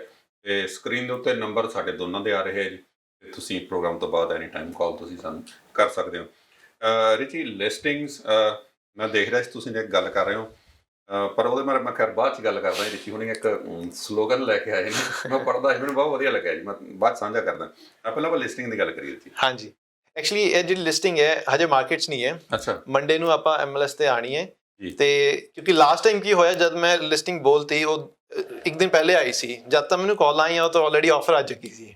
ਤੇ ਇਸ ਟਾਈਮ ਮੈਂ ਕਿਹਾ ਕਾਲ ਆਉਣ ਤੋਂ ਪਹਿਲੇ ਮਤਲਬ ਮਾਰਕੀਟ 'ਚ ਆਪਾਂ ਆਪਣੇ ਵੀਅਰਸ ਦੇ ਸਾਹਮਣੇ ਸ਼ੇਅਰ ਕਰ ਦਈਏ, ਤਾਂ ਕਿ ਕੋਈ ਵੀ ਸੀਰੀਅਸ ਬਾਇਰ ਹੈਗੇ ਤੇ ਉਹ ਇਸ ਨੂੰ ਕੰਸੀਡਰ ਕਰ ਸਕਣ ਇਹ ਤੋਂ ਪਹਿਲੇ ਕਿ ਜੋ ਆਪਾਂ ਗੱਲ ਕਰ ਰਹੇ ਘਰ ਪਹਿਲੇ ਹੀ ਨਿਕਲ ਜੇ, ਫਿਰ ਉਹ ਵੀ ਠੀਕ ਨਹੀਂ ਲੱਗਦਾ। ਤੇ ਸੋ ਪ੍ਰੋਪਰਟੀ ਜਿਹੜੀ ਹੈ ਐਕਚੁਅਲੀ ਇਹ ਕ੍ਰੈਡਿਟ ਵੈਲੀ ਏਰੀਆ 'ਚ ਪੈਂਦੀ ਹੈ, ਬਰੈਂਪਟਨ ਦੇ ਮੇਨ ਇੰਟਰਸੈਕਸ਼ਨ ਹੈ ਮਿਸਿਸਾਗਾ ਐਂਡ ਕੁਈਨ। ਠੀਕ ਹੈ ਜੀ। ਤੇ ਇਹ ਐਡਰੈਸ ਹੈਗਾ ਏਜਿੰਕੋਟ ਸਰਕਲ, ਇਸ ਸਟਰੀਟ ਤੇ ਹੈ। ਘਰ ਜਿਹੜਾ ਬਹੁਤ ਹੀ ਅੱਛਾ 50 ਫੁੱਟ ਦਾ ਹੈ, ਆਲਮੋਸਟ 6-7 ਸਾਲ ਪੁਰਾਣਾ ਹੈ। Very well kept home, almost finish basement ਦੇ ਨਾਲ ਤੁਹਾਨੂੰ 5,000 ਸਕੁਆਇਰ ਫੁੱਟ ਸਪੇਸ ਮਿਲੇਗੀ ਅੰਦਰ। ਤੇ ਫਿਨਿਸ਼ਿੰਗ ਬਹੁਤ ਲੈਵਿਸ਼ ਹੈ, ਕਿਧਰੇ ਤੁਹਾਨੂੰ 9 ਫੁੱਟ 10 ਫੁੱਟ 12 ਫੁੱਟ ਤੱਕ ਦੀ ਵੀ ਸੀਲਿੰਗ ਮਿਲੇਗੀ, ਜਿਵੇਂ ਹਾਲਵੇ ਤੇ ਆਉਂਦੇ ਵੜਦੇ ਮਿਲਦੀ ਹੈ। ਤੇ ਜਿਹੜਾ ਲੇਆਊਟ ਹੈ, ਮੈਡਾਲੀਅਨ ਬਿਲਡਰ ਹੈ, ਬਹੁਤ ਅੱਛਾ ਬਿਲਡਰ ਹੈ। ਲੇਆਊਟ ਬਿਲਕੁਲ ਮਤਲਬ ਹਾਈ ਐਂਡ ਕਹਿ ਸਕਦੇ ਹਾਂ, ਤੇ ਲਗਜ਼ਰੀ ਕਰਾਉਣਾ ਚਾਹੁੰਦਾ ਹੈ ਓਬਵੀਅਸਲੀ। ਤੇ ਹੁਣ ਇਸ ਕ੍ਰੈਡਿਟ ਵੈਲੀ ਬਾਰੇ ਅਗਰ ਤੁਹਾਨੂੰ ਪਤਾ ਹੋਏਗਾ, ਇਸ ਏਰੀਆ ਦੇ ਸਕੂਲ ਬਹੁਤ ਅੱਛੇ ਇੱਕ one of the best schools in the town. ਉੱਥੇ ਜਿਹੜੇ ਫ੍ਰੈਂਚ ਇਮਰਜਨ ਸਕੂਲਸ ਹੈ ਉਹਨਾਂ ਦੀ ਰੇਟਿੰਗ ਬਹੁਤ ਅੱਛੀ ਹੈ। ਪਲੱਸ ਜਿਹੜੇ ਨੇਬਰਹੁੱਡ ਹੈ, ਇੱਥੇ ਤੁਹਾਨੂੰ ਕੋਈ ਟਾਊਨ ਕੋਈ ਸੈਮੀ ਨਹੀਂ ਮਿਲੇਗਾ, ਸਾਰੇ ਹੀ ਘਰ ਸਿਮਿਲਰ ਘਰ ਹੈ। ਸੋ ਯੂ ਆਰ ਇਨ ਕੀ ਕਹਿੰਦੇ ਨਾ ਲਗਜ਼ਰੀ ਏਰੀਆ 'ਚ ਬੈਠੇ ਹੋ ਤੁਸੀਂ। ਤੇ ਬਹੁਤ ਕੁਆਇਟ ਸਟਰੀਟ ਹੈ, ਸਰਕਲ ਹੈ ਏਜਿੰਕੋਟ ਸਰਕਲ, ਸੋ ਘੁੰਮ ਕੇ ਵਾਪਸ ਆ ਜਾਂਦਾ ਹੈ। ਕੋਈ ਥਰੂ ਪੈਸੇਜ ਨਹੀਂ ਹੈ ਕਿ ਟ੍ਰੈਫਿਕ ਬਹੁਤ ਜ਼ਿਆਦਾ ਹੋਏਗਾ। ਫੈਮਲੀਜ਼ ਲਈ, ਬੱਚਿਆਂ ਲਈ ਬਾਹਰ ਆਉਣਾ ਅੰਦਰ ਜਾਣਾ ਬਹੁਤ ਈਜ਼ੀ ਹੈ। ਤੇ ਸੋ ਡੈਫੀਨੇਟਲੀ ਜਿਹੜੇ ਕਿ ਉਹ ਆਪਣੇ ਬਾਇਰ ਜਿਹੜੇ ਹੈ ਮੂਵ ਅਪ ਕਰਨਾ ਚਾਹੁੰਦੇ ਆ, ਉਹ ਇਸ ਪ੍ਰੋਪਰਟੀ ਨੂੰ ਕੰਸੀਡਰ ਕਰ ਸਕਦੇ ਆ। ਇਹਦਾ ਹੋਰ ਆਸੇ ਪਾਸੇ ਉੱਥੇ ਕੀ ਇਹੋ ਜਿਹਾ ਕਿਹੜੀ ਹੈਗੀ ਚੀਜ਼ ਵੀ ਜਿਹੜੀ ਕਿ ਜ਼ਿਆਦਾ ਅਪੀਲਿੰਗ ਕਰੇ ਵੀ ਹਾਂਜੀ? ਇੱਕ ਤਾਂ ਸਕੂਲ ਦੱਸਿਆ, ਉਹ ਤਾਂ ਮੇਨ ਹੈਗਾ ਹੀ ਹੈ, ਜਦੋਂ ਬੱਚਿਆਂ ਨੇ ਜਾਣਾ ਆ ਸਕੂਲ, ਆਪਾਂ ਦੇਖਦੇ ਹਾਂ ਗ੍ਰੇਡਿੰਗ ਕੀ ਆ ਸਕੂਲਾਂ ਦੀ। ਹੋਰ ਉੱਥੇ ਉਹਦੇ ਨੇੜੇ ਉਸ ਏਰੀਆ ਦੇ ਵਿੱਚ ਹੋਰ ਕਿਹੜੀ? ਉਸ ਏਰੀਆ ਵਿੱਚ ਤੁਸੀਂ ਜਦੋਂ ਸਟੀਲ ਤੋਂ ਮਿਸਾਗਰ ਰੋਡ ਤੇ ਨਾਰਥ ਨੂੰ ਜਾਂਦੇ ਹੋ, ਰਾਈਟ ਸਾਈਡ ਤੇ ਇੱਕਦਮ ਦੱਸੋ ਤੁਸੀਂ ਕ੍ਰਾਸ ਕਰਦੇ ਹੋ ਕੁਈਨ ਵਾਲੀ, ਇੱਕਦਮ ਤੁਹਾਨੂੰ ਘਰ ਦਿਖਦੇ ਅੱਛੇ ਜੀ। ਉਸੀ ਸਾਈਡ ਤੇ ਪਲਾਜ਼ੇ ਬਣੇ ਹੈ ਆਪਣਾ, ਉੱਥੇ ਵਾਲਮਾਰਟ ਹੈ। ਹਾਂਜੀ, ਸਾਰਾ ਉਹ ਠੀਕ ਹੈ। ਹੋਮ ਡਿਪੋ ਹੈ, ਸਾਰੇ ਬੈਂਕ ਹੈ, 6-7 ਬੈਂਕ ਜਿੰਨੇ ਵੀ ਹੈ ਸਾਰੇ ਬੈਂਕ ਹੈ। ਮੈਕਡੋਨਲਡਸ ਹੈ ਤੇ LCBO ਹੈ, ਹੋਰ ਵੀ ਜਿਹੜੇ ਸਮਾਲਰ ਸ਼ਾਪਸ ਵੀ ਹੈ, ਫਾਰਮੇਸੀਜ਼ ਵੀ ਹੈ, ਡਾਕਟਰਸ ਵੀ ਹੈ। So everything is there. So walk score ਉੱਥੇ ਦਾ ਕਾਫੀ ਅੱਛਾ ਹੈ। ਤੇ ਪਲੱਸ ਜਿਹੜਾ ਉਹ ਏਰੀਆ ਐਕਚੁਅਲੀ ਕ੍ਰੈਡਿਟ ਵੈਲੀ ਦਾ ਉਹ ਏਰੀਆ ਪਹਿਲਾ ਏਰੀਆ ਸੀ ਜਿਹੜਾ ਬਿਲਡ ਹੋਇਆ ਸੀ, ਤੇ ਅੱਜ ਵੀ ਉਸ ਏਰੀਆ ਦੀ ਡਿਮਾਂਡ ਬਹੁਤ ਹੈ, ਕਿਉਂਕਿ ਉਸ ਏਰੀਆ ਵਿੱਚ ਕਿਉਂਕਿ ਘਰਾਂ ਨੂੰ ਬਹੁਤ ਅੱਛੀ ਤਰੀਕੇ ਨਾਲ ਫਿਨਿਸ਼ ਕੀਤਾ ਗਿਆ ਜੀ। ਜਿੱਦਾਂ ਜਿੱਦਾਂ ਤੁਸੀਂ ਨਾਰਥ ਹੋਰ ਚੱਲਦੇ ਹੋ, ਨਾਰਥ ਵੈਸਟ ਵੱਲ, ਉੱਥੇ ਥੋੜਾ ਜਿਹਾ ਕੰਪਰੋਮਾਈਜ਼ ਆ ਜਾਂਦਾ ਕੁਆਲਿਟੀ ਵਿੱਚ, ਤੇ ਸੜਕਾਂ ਨੈਰੋ ਹੋ ਜਾਂਦੀਆਂ ਤੇ ਸੜਕਾਂ ਵੀ ਖੁੱਲੀਆਂ ਡੁੱਲੀਆਂ, ਤੇ ਇੱਕ ਅਲੱਗ ਹੀ ਨੇਬਰਹੁੱਡ ਹੈ, but one of the best area ਜਿੱਦਾਂ ਆਪਾਂ ਕਹਿੰਦੇ ਹਾਂ ਨਾ ਬਰੈਂਪਟਨ ਦਾ, ਜਿੱਦਾਂ ਆਪਣਾ ਟੋਰਾਂਟੋ ਗੁਰ ਪੈ ਜਾਂਦਾ ਈਸਟ ਸਾਈਡ ਤੇ ਵੈਸਟ ਸਾਈਡ ਤੇ ਕ੍ਰੈਡਿਟ ਵੈਲੀ ਪੈ ਜਾਂਦਾ ਜੀ। ਬਿਲਕੁਲ, ਬਾਕੀ ਏਰੀਆ ਬਹੁਤ ਕਮਾਲ ਦਾ ਜੀ ਇਹ, ਕਿਉਂਕਿ ਇਸ ਏਰੀਆ ਜਿਹੜਾ ਇਹ ਮੈਂ ਵੈਸੇ ਪੁੱਛਿਆ ਰਿਚੀ ਹੋਣਾ ਵੀ ਤੇ ਹੋਰ ਕਿਹੜੀਆਂ ਚੀਜ਼ਾਂ, ਪਰ ਇਹ ਏਰੀਆ ਆਪਣੇ ਆਪ ਵਿੱਚ ਹੀ ਇਹਦਾ ਇੱਕ ਨਾਮ ਆ ਜੀ। ਇਸ ਘਰ ਨੂੰ ਤੁਸੀਂ ਦੇਖਣਾ ਖਰੀਦਣਾ ਤਾਂ ਰਿਚੀ ਹੋਣਾ ਦਾ ਤੁਸੀਂ ਸੰਪਰਕ ਕਰ ਸਕਦੇ ਹੋ। ਰਿਚੀ ਨੰਬਰ ਇੱਕ ਵਾਰੀ। ਹਾਂਜੀ, ਮੇਰਾ ਨੰਬਰ ਹੈ 6479971281 ਜੀ। ਹੁਣ ਮੈਂ ਗੱਲ ਕਰਦਾ ਜੀ ਸਲੋਗਨ ਜਿਹੜਾ ਰਿਚੀ ਹੁਣ ਮੈਂ ਪੜ੍ਹ ਰਿਹਾ ਸੀਗਾ, ਬਾਏ ਦਿਸ ਹੋਮ ਵੀ ਬਾਏ ਯੋਰਸ। ਹਾਂਜੀ, ਇਹ ਕੀ ਚੀਜ਼ ਹੈ? ਦੇਖੋ ਤੁਹਾਨੂੰ ਮੈਂ ਪਿੱਛੋਂ ਸਟਾਰਟ ਕਰਦੇ ਆ ਦਾ ਆਨਸਰ। ਐਕਚੁਅਲੀ ਹੁੰਦਾ ਕੀ ਹੈ ਕਿ ਹੁਣ ਤੁਸੀਂ ਜਿਵੇਂ ਲੈਟਸ ਸੇ 1.5 ਮਿਲੀਅਨ ਦਾ ਘਰ ਹੈ, ਤੁਸੀਂ ਇਹ ਘਰ ਲੈਣਾ ਹੈ, ਤੁਹਾਨੂੰ ਆਲਰੇਡੀ ਤੁਹਾਡੇ ਕੋਲ ਇੱਕ ਘਰ ਤਾਂ ਹੋਏਗਾ ਨਾ, ਤੇ ਐਜ਼ ਅ ਬਾਇਰ ਤੁਸੀਂ ਕਹੋਗੇ ਯਾਰ ਮੈਂ ਲੈਣਾ ਤਾਂ ਹੈ, ਪਰ ਹੋ ਸਕਦਾ ਮੇਰਾ ਘਰ ਵਿਕੇ ਨਾ ਵਿਕੇ, ਸਹੀ ਪ੍ਰਾਈਸ ਤੇ ਵਿਕੇ ਨਾ ਵਿਕੇ, ਜਾਂ ਮੈਂ ਪਹਿਲੇ ਵੇਚਦਾ ਤੇ ਫਿਰ ਅਗਰ ਮੈਂ ਅਗਲੇ ਘਰ ਦਾ ਡੀਲ ਨਹੀਂ ਬਣ ਪਾਈ ਜਾਂ ਨਹੀਂ ਲੈ ਪਾਇਆ, ਫਿਰ ਕੀ ਹੋਊਗਾ? ਤੁਸੀਂ ਹੋਮਲੈਸ ਲਾਈਕਲੀ ਹੋ ਸਕਦੇ ਹੋ। ਜਾਂ ਅਗਰ ਤੁਸੀਂ ਪਹਿਲੇ ਇੱਧਰ ਡੀਲ ਬਣਾ ਕੇ ਬੋਲੋ ਹੁਣ ਮੈਂ ਲਿਸਟ ਕਰਾਂ, ਉਹ ਵਿਕੇ ਨਾ ਵਿਕੇ, ਕਿਉਂਕਿ ਮਾਰਕੀਟ ਤਾਂ ਫਿਰ ਵੀ ਅਨਸਟੇਬਲ ਰਹਿੰਦੀ ਹੈ ਕਿਧਰੇ ਕਿਧਰੇ, ਫਿਰ ਤੁਸੀਂ ਦੋ ਘਰ ਓਨ ਕਰੋਗੇ, ਉਹ ਵੀ ਇੱਕ ਪ੍ਰੋਬਲਮ ਹੈ। ਸੋ ਬੇਸਿਕਲੀ ਇੱਕ ਜਿਹੜੀ ਪ੍ਰੋਬਲਮ ਹੈ ਰੀਅਲ ਏਸਟੇਟ ਦੀ, ਅਸੀਂ ਕੈਚ 22 ਕਹਿੰਦੇ ਆ, ਇਹਨੂੰ ਸੋਲਵ ਕਰਦੀ ਹੈ ਆਪਣੀ ਹੈ ਬਈ ਬਾਏ ਦਿਸ ਹੋਮ ਵੀ ਬਾਏ ਯੋਰਸ। ਹੁਣ ਤੁਸੀਂ ਵਾਕ ਇਨ ਕਰ ਰਹੇ ਹੋ, ਤੁਹਾਨੂੰ ਇਹ ਘਰ ਪਸੰਦ ਆ ਗਿਆ, ਠੀਕ ਹੈ, ਡੈਫੀਨੇਟਲੀ ਅਸੀਂ ਤੁਹਾਨੂੰ ਘਰ ਲੈ ਕੇ ਦੇਵਾਂਗੇ ਜਿੱਦਾਂ ਲੈ ਕੇ ਦੇਣਾ, ਪਰ ਜਿਹੜਾ ਤੁਸੀਂ ਘਰ ਸੈਲ ਕਰਨਾ ਹੈ ਉਹਦੀ ਅਸੀਂ ਗਰੰਟਿਡ ਆਫਰ ਦੇਵਾਂਗੇ ਵੀ ਹਾਂਜੀ ਅਗਰ ਤੁਹਾਡਾ ਸੈਲ ਤਾਂ ਕਰਨਾ ਹੀ ਹੈ, ਇਨ ਕੇਸ ਤੁਹਾਡਾ ਸੈਲ ਨਹੀਂ ਹੁੰਦਾ ਤੇ ਆਪਾਂ ਬਾਏ ਕਰਾਂਗੇ, ਉਹ ਰਿਟਰਨ ਗਰੰਟੀ ਅਪ ਫਰੰਟ ਮਿਲੇਗੀ ਤੁਹਾਨੂੰ, ਤਾਂ ਕਿ ਤੁਹਾਡੇ ਲਈ ਘਰ ਮੂਵ ਅਪ ਕਰਨ ਲਈ ਕੋਈ ਸਟ੍ਰੈਸ ਨਾ ਹੋਵੇ। ਠੀਕ ਹੈ, ਇੱਕ ਐਸ਼ੋਰੈਂਸ ਮਿਲ ਜਾਂਦੀ ਹੈ ਕਿ ਹਾਂਜੀ ਅਸੀਂ ਤੁਹਾਡਾ ਘਰ ਬਾਏ ਕਰ ਲਾਂਗੇ ਅਗਰ ਤੁਹਾਡਾ ਨਹੀਂ ਵਿਕਦਾ, ਪਰ ਓਬਵੀਅਸਲੀ ਅਸੀਂ ਚਾਹੁੰਦੇ ਹਾਂ ਕਿ ਉਹ ਵੱਧ ਤੋਂ ਵੱਧ ਪ੍ਰਾਈਸ ਤੇ ਵਿਕੇ, ਮਾਰਕੀਟ ਤੋਂ ਵੀ ਵੱਧ ਤੇ ਵਿਕੇ, ਤਾਂ ਜਿਹੜੀ ਮਾਰਕੀਟਿੰਗ ਸਟ੍ਰੈਟਜੀ ਉਹ ਤਾਂ ਅਪਲਾਈ ਕੀਤੀ ਜਾਏਗੀ, ਬਟ ਦਾ ਸੇਫ ਸਾਈਡ ਆਪਾਂ ਤੁਹਾਨੂੰ ਫਿਰ ਵੀ ਗਰੰਟਿਡ ਆਫਰ ਅਪਫਰੰਟ ਦੇ ਦਾਂਗੇ ਵੀ ਹਾਂਜੀ ਤੁਸੀਂ ਇਹ ਘਰ ਲੈ ਰਹੇ ਹੋ, ਸਾਡੇ ਸੈਲਰਸ ਨੂੰ ਹੈਲਪ ਕਰ ਰਹੇ ਹੋ ਸੈਲ ਕਰਨ ਵਿੱਚ, ਤੁਹਾਡੀ ਨਾਨ ਕੰਟੀਨਜੈਂਟ ਆਫਰ ਆ ਰਹੀ ਹੈ, ਠੀਕ ਹੈ ਜੀ, ਤੁਹਾਡੇ ਘਰ ਦੇ ਉੱਪਰ ਸਾਡੀ ਆਫਰ ਰੈਡੀ ਹੈ। ਬਹੁਤ ਕਮਾਲ ਦੀ ਜੀ, ਬਹੁਤ ਕਮਾਲ ਦੀ ਆਫਰ ਹੈ। ਸਿਰਦਰਦੀ ਕੋਈ ਨਹੀਂ, ਇਹ ਨਹੀਂ ਹੈਗਾ ਵੀ ਤੁਸੀਂ ਅੱਗੇ ਘਰ ਲੈ ਲਿਆ, ਤੁਹਾਡਾ ਨਹੀਂ ਵਿਕਿਆ ਨਹੀਂ ਵਿਕਿਆ, ਕੀ ਕਰਾਂਗੇ, ਕਿੱਧਰ ਜਾਵਾਂਗੇ। ਇਹਦੇ 'ਚ ਇੱਕ ਹੋਰ ਚੀਜ਼ ਵੀ ਹੁੰਦੀ ਹੈ, ਦੇਖੋ ਹੁੰਦਾ ਕੀ ਹੈ ਕਿ ਜ਼ਿਆਦਾਤਰ ਜਿਵੇਂ ਮਿਲੀਅਨ ਤੋਂ ਉੱਪਰ ਦੇ ਜਿੰਨੇ ਵੀ ਘਰ ਹੈ ਉਹਨਾਂ ਦੇ ਬਾਇਰਸ ਕਿਹੜੇ ਹੁੰਦੇ ਆ ਜਿਨ੍ਹਾਂ ਕੋਲ ਟਾਊਨ ਸੈਮੀ ਜਾਂ ਕੋਂਡੋ ਰਹਿ ਰਹੇ ਹੈ, ਠੀਕ ਹੈ, ਤੇ ਸਿਚੁਏਸ਼ਨ ਸਿਰਫ ਇਸੇ ਗੱਲ ਹੀ ਨਹੀਂ ਹੈ, ਕੋਈ ਵੀ ਘਰ ਕਿਸੇ ਵੀ ਸੈਲਰ ਨੇ ਕੱਲ੍ਹ ਨੂੰ ਘਰ ਵੇਚਣਾ ਹੈ ਤੇ ਤੁਸੀਂ ਹਮੇਸ਼ਾ ਦਿਮਾਗ 'ਚ ਰੱਖੋ ਕਿ ਜਿਹੜਾ ਵੀ ਤੁਹਾਡਾ ਬਾਇਰ ਆਏਗਾ ਉਹਨਾਂ ਕੋਲ ਆਲਰੇਡੀ ਘਰ ਹੋਏਗਾ, ਤੇ ਅਗਰ ਅਸੀਂ ਉਸ ਬਾਇਰ ਨੂੰ ਕਿਸੇ ਤਰੀਕੇ ਨਾਲ ਹੈਲਪ ਕਰ ਸਕੀਏ ਤੁਹਾਡਾ ਘਰ ਲੈਣ ਵਿੱਚ, ਤੇ ਤੁਹਾਡੇ ਘਰ ਦੀ ਟ੍ਰਾਂਜੈਕਸ਼ਨ ਅੱਛੀ ਹੋਏਗੀ, ਕੁਇਕਲੀ ਹੋਏਗੀ, ਓਬਵੀਅਸਲੀ ਮੋਰ ਮਨੀ ਤੁਹਾਨੂੰ ਪਾਕਟ 'ਚ ਪਾਏਗਾ, ਤੇ ਬਾਇਰ ਨੂੰ ਵੀ ਹੈਲਪ ਹੋਏਗੀ ਕਿਉਂਕਿ ਉਹਦੇ ਘਰ ਦੀ ਸੇਲ ਵੀ ਗਰੰਟਿਡ ਹੈ ਤੇ ਬਾਈ ਤਾਂ ਆਪਾਂ ਕਰ ਹੀ ਰਹੇ ਹਾਂ। ਹਾਂਜੀ, ਲੈ ਕੇ ਤਾਂ ਦੇ ਰਹੇ ਹਾਂ। ਹਾਂਜੀ, ਸੋ ਇਹ ਵਿਚਲੀ ਜਿਹੜੀ ਪ੍ਰੋਬਲਮ ਉਹਨੂੰ ਆਪਾਂ ਸੋਲਵ ਕਰੀ ਦੀ ਹੈ ਜੀ। ਕਿਆ ਬਾਤ ਹੈ ਜੀ, ਬਹੁਤ ਮੈਂ ਕਹਿੰਦਾ ਕਮਾਲ ਦੀ ਆਫਰ ਜਿਹੜੀ ਰਿਚੀ ਹੁਣ ਦੇ ਰਹੇ ਨੇ। ਨੰਬਰ ਰਿਚੀ ਉਹਨਾਂ ਦਾ ਜਿਹੜਾ ਤੁਹਾਨੂੰ ਸਕਰੀਨ ਦੇ ਉੱਤੇ ਆ ਰਿਹਾ, ਤੇ ਤੁਸੀਂ ਇੱਥੇ ਰਿਚੀ ਉਹਨਾਂ ਦੇ ਨਾਲ ਸੰਪਰਕ ਕਰਕੇ ਇਸ ਘਰ ਲਈ ਜਾਂ ਕੋਈ ਹੋਰ ਜਾਣਕਾਰੀ ਲੈਣ ਤੁਸੀਂ ਸੰਪਰਕ ਇਹਨਾਂ ਦੇ ਨਾਲ ਕਰ ਸਕਦੇ ਹੋ। ਰਿਚੀ ਜਾਣ ਤੋਂ ਪਹਿਲਾਂ ਕੁਝ ਹੋਰ ਐਡ ਆਨ ਕਰਨਾ? ਹਾਂਜੀ, ਇੱਕ ਹੋਰ ਲਿਸਟਿੰਗ ਆਪਣੇ ਕੋਲ ਉਹ ਵੀ ਆ ਰਹੀ ਹੈ, ਉਹ ਓਬਵੀਅਸਲੀ ਉਹ ਛੋਟਾ ਘਰ ਹੈ, ਕੋਂਡੋ ਟਾਊਨ ਹਾਊਸ, ਉਹ ਪੈਂਦਾ ਹੈ ਸੈਂਡਲਵੁੱਡ ਐਂਡ ਬ੍ਰੈਮਲੀ ਤੇ 60 ਫੇਅਰਵੁੱਡ ਸਰਕਲ, ਤੇ ਉੱਥੇ ਆਪਣੇ ਡੈਨੀਅਲਸ ਦੇ ਸਟੈਕ ਕੌਂਡੋਸ ਬਣੇ ਹੈ, ਤੇ ਉਹਨਾਂ ਵਿੱਚੋਂ ਇੱਕ ਹੈ 2 ਬੈਡਰੂਮ ਦਾ, ਤੇ ਹਜੇ ਮਾਰਕੀਟ 'ਚ ਆਇਆ ਨਹੀਂ ਬਟ ਮੰਡੇ ਨੂੰ ਹੋਪਫੁਲੀ ਆ ਜਾਏਗਾ, ਤੇ ਇਹਦੇ ਵਿੱਚ ਵੀ ਤੁਹਾਨੂੰ ਇੱਕ ਪਾਰਕਿੰਗ ਮਿਲੇਗੀ, 2 ਬੈਡਰੂਮ ਮਿਲਣਗੇ, 3 ਵਾਸ਼ਰੂਮ ਮਿਲਣਗੇ, 100 ਸਕੁਅਰ ਫੁੱਟ ਦੀ ਸਪੇਸ ਮਿਲੇਗੀ ਜੀ। ਜਿੱਦਾਂ ਹੁਣ ਮਾਰਕੀਟ ਚੱਲ ਰਹੀ ਹੈ ਸਾਨੂੰ ਨਹੀਂ ਲੱਗਦਾ ਜ਼ਿਆਦਾ ਦੇਰ ਟਿਕੇਗਾ, ਬਟ ਓਬਵੀਅਸਲੀ ਕੋਈ ਬਾਇਰ ਹੈ ਜਿਹੜਾ ਉਸ ਏਰੀਆ ਵਿੱਚ ਉੱਦਾਂ ਦਾ ਘਰ ਲੱਭ ਰਿਹਾ ਤੇ ਡੈਫੀਨਿਟਲੀ ਸਾਨੂੰ ਕੰਟੈਕਟ ਕਰ ਸਕਦੇ ਆ। Number sir? ਹਾਂਜੀ, 6479971281 ਜੀ। ਬਿਲਕੁਲ। ਹੁਣ ਲੈਣੇ ਇੱਕ ਛੋਟੀ ਜਿਹੀ ਕਮਰਸ਼ੀਅਲ ਬ੍ਰੇਕ, ਤੇ ਬ੍ਰੇਕ ਤੋਂ ਬਾਅਦ ਫਿਰ ਵਾਪਸ ਆਉਂਦੇ ਆ ਤੇ ਸਾਡੇ ਨਾਲ ਫਿਰ ਜਿਹੜੇ ਦੂਸਰੇ ਮਹਿਮਾਨ ਉਹ ਹਾਜ਼ਰ ਹੋਣਗੇ।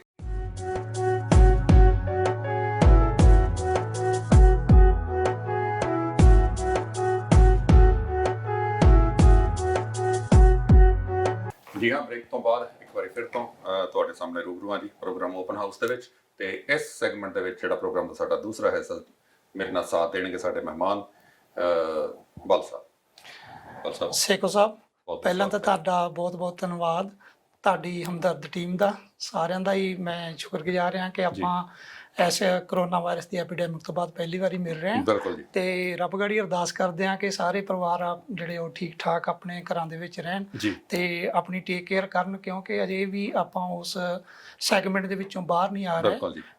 ਕਦੀ ਇਹ ਲੱਗ ਰਿਹਾ ਕਿ ਬਿਲਕੁਲ ਘਟ ਗਈ ਹੈ, ਕਦੀ ਇਹ ਲੱਗਦਾ ਕਿ ਵੱਧ ਗਈ ਹੈ, ਜੀ। But still life the part ਹੈ ਤੇ ਹੁਣ ਲਾਈਫ ਤੇ ਚੱਲਦੀ ਰਹਿਣੀ ਆ। ਬਿਲਕੁਲ ਜੀ। So let we be positive. And ਅੱਜ ਅਸੀਂ ਗੱਲ ਕਰਨ ਜਾ ਰਹੇ ਹਾਂ ਜੀ ਰੀਅਲ ਸਟੇਟ ਦੇ ਸੰਬੰਧ ਵਿੱਚ, ਤੇ ਇਹਦੀ ਜਾਣਕਾਰੀ ਜਿਹੜੀ ਆ ਉਹ ਸੇਖੋਂ ਸਾਹਿਬ ਦੇ ਨਾਲ ਜਿੱਦਾਂ ਇਹ ਕਹਿਣਗੇ ਉਸ ਹਿਸਾਬ ਨਾਲ ਆਪਾਂ ਅੱਗੇ ਚੱਲਦੇ ਹਾਂ। ਬਿਲਕੁਲ ਜੀ। ਪਹਿਲਾਂ ਤਾਂ ਇਹ ਆ ਵੀ ਇੰਨੇ ਲੰਮੇ ਸਮੇਂ ਬਾਅਦ ਆਏ ਹਾਂ, ਤੁਹਾਡਾ ਸਵਾਗਤ ਹੈ ਜੀ। Thank you. ਤੇ ਦੂਸਰਾ ਇਹ ਜਿਸ ਤਰ੍ਹਾਂ ਬਾਈ ਜੀ ਨੇ ਕਿਹਾ ਵੀ ਸਾਰੇ ਆਪਣੇ ਆਪਣੀ ਜਗ੍ਹਾ ਤੇ ਠੀਕ ਠਾਕ ਮਹਿਫੂਜ਼ ਆਪਣੇ ਆਪ ਨੂੰ ਸੇਫ ਰੱਖੋ, ਪ੍ਰੀਕਾਸ਼ਨ ਦੇ ਨਾਲ ਹੀ ਸਾਰੇ ਕੰਮ ਕਰਕੇ ਤੁਰਨੇ ਆ। ਬਿਲਕੁਲ ਇਹਦਾ ਕਹਿਣਾ ਦਰੁਸਤ ਆ ਜੀ। ਤੇ ਕੰਮ ਸਾਰੇ ਕਰੋ ਪਰ ਆਪਣੇ ਆਪ ਨੂੰ ਸੇਫ ਰੱਖ ਕੇ, ਆਪਣਾ ਬਚਾਅ ਰੱਖ ਕੇ ਗੱਲ ਕਰਾਂਗੇ ਜੀ ਆਪਾਂ। ਮੈਂ ਪਹਿਲੇ ਸੈਗਮੈਂਟ ਵਿੱਚ ਵੀ ਇਹ ਗੱਲ ਕਰਕੇ ਹਟਿਆ CMHC ਦੀ, ਪਰ ਉਸ ਤੋਂ ਪਹਿਲਾਂ ਮੈਂ ਚਾਹੁੰਦਾ ਕਿ ਥੋੜਾ ਜਿਹਾ ਮਾਰਕੀਟ ਵਾਚ ਨੂੰ ਜਿਹੜਾ ਉਹ ਟੱਚ ਅਪ ਥੋੜੀ ਦੇਤੀ ਮਾਰਕੀਟ ਦੀ ਵੀ ਕੀ ਹੈ, ਕਿੱਦਾਂ ਹੈ, ਫਿਰ ਆਪਾਂ CMHC ਵੱਲ ਤੁਰਦੇ ਹਾਂ ਜੀ। ਫਿਰ ਥੋੜੀ ਜਿਹੀ ਜਾਣਕਾਰੀ ਹੈ ਜਿਹੜੀ ਉਹ ਸੰਖੇਪ ਦੇ ਤੌਰ ਤੇ ਦਿਓ ਤੁਸੀਂ ਮਾਰਕੀਟ ਦੇ ਸੰਬੰਧ। ਬਿਲਕੁਲ ਸੇਖੋਂ ਸਾਹਿਬ, ਜੇ ਆਪਾਂ ਰੀਅਲ ਸਟੇਟ ਦੀ ਮਾਰਕੀਟ ਦੀ ਗੱਲ ਕਰਾਂਗੇ ਤੇ ਇਹਦੇ ਵਿੱਚ ਲਾਸਟ 2-3 ਮਹੀਨੇ ਤੋਂ ਕਾਫੀ ਚੇਂਜ ਵੇਖਣ ਨੂੰ ਮਿਲ ਰਹੀ ਆ, ਕਿਉਂਕਿ ਜਿਹੜੀਆਂ ਸਾਰੀਆਂ ਐਕਟੀਵਿਟੀਆਂ ਸੀ ਉਹ ਬੰਦ ਹੋ ਗਈਆਂ। ਲੋਕੀ ਜੌਬ ਦੇ ਉੱਤੋਂ ਘਰ ਬੈਠ ਗਏ ਇਸ ਕਰੋਨਾ ਵਾਇਰਸ ਦੇ ਕਰਕੇ, ਤੇ ਉਹਦੇ ਨਾਲ ਜਿਹੜਾ ਇੱਕ ਡਰ ਵੀ ਪੈਦਾ ਹੋਇਆ ਸੀ ਕਿ ਪਤਾ ਨਹੀਂ ਫਿਊਚਰ ਹਰ ਚੀਜ਼ ਦਾ ਉਹ ਕਿੱਦਾਂ ਹੋਏਗਾ, ਜੌਬ ਦਾ ਕਿੱਦਾਂ ਹੋਏਗਾ, ਰੀਅਲ ਸਟੇਟ ਦਾ ਕਿੱਦਾਂ ਹੋਏਗਾ। ਬਟ ਰੀਸੈਂਟਲੀ ਜਿਹੜੀ ਆ ਹੌਲੀ ਹੌਲੀ ਜਦੋਂ ਓਪਨਿੰਗ ਹੋ ਰਹੀ ਆ ਤੇ ਸਾਰੀਆਂ ਚੀਜ਼ਾਂ ਨਾਰਮਲਸੀ ਵੱਲ ਨੂੰ ਵੱਧ ਰਹੀਆਂ। ਉਹਦੇ ਨਾਲ ਜਿਹੜੀ ਜੇ ਅਸੀਂ April May ਦੀ ਗੱਲ ਕਰਾਂਗੇ ਤੇ ਉਹਦੇ ਵਿੱਚ ਕਾਫੀ ਸਲੋ ਡਾਊਨ ਦੇਖੀ ਗਈ। ਬਟ ਰਾਈਟ ਨਾਓ ਜੇ ਹੁਣ ਦੇਖਦੇ ਹਾਂ ਤੇ ਆ ਪਿਛਲੇ 1-2 ਹਫ਼ਤੇ ਤੋਂ ਕਾਫੀ ਤੇਜ਼ੀ ਜਿਹੜੀ ਉਹ ਆ ਰਹੀ ਆ। ਬਹੁਤ ਸਾਰੀਆਂ ਗਤੀਵਿਧੀਆਂ ਜਿਹੜੀ ਦੇਖਣ ਨੂੰ ਮਿਲ ਰਹੀਆਂ ਜੀ ਹੁਣ ਤਾਂ, ਮਤਲਬ ਘਰ ਆਉਂਦਾ ਬਾਅਦ ਚ ਤੇ ਮਲਟੀਪਲ ਆਫਰਸ ਪਹਿਲਾਂ GTA ਖਾਸ ਕਰਕੇ ਆਉਣੀਆਂ ਸ਼ੁਰੂ ਹੋ ਗਈਆਂ। ਬਿਲਕੁਲ। ਤੇ ਉਹਦੇ ਵਿੱਚ ਇਹ ਵੀ ਦੇਖਦੇ ਹਾਂ ਕਿ ਰੀਅਲ ਸਟੇਟ ਹਮੇਸ਼ਾ ਹੀ ਜਿਹੜੀ ਆ ਉਹ ਸਰਵਾਈਵ ਕਰਦੀ ਆ ਸਪਲਾਈ ਐਂਡ ਡਿਮਾਂਡ ਦੇ ਨਾਲ।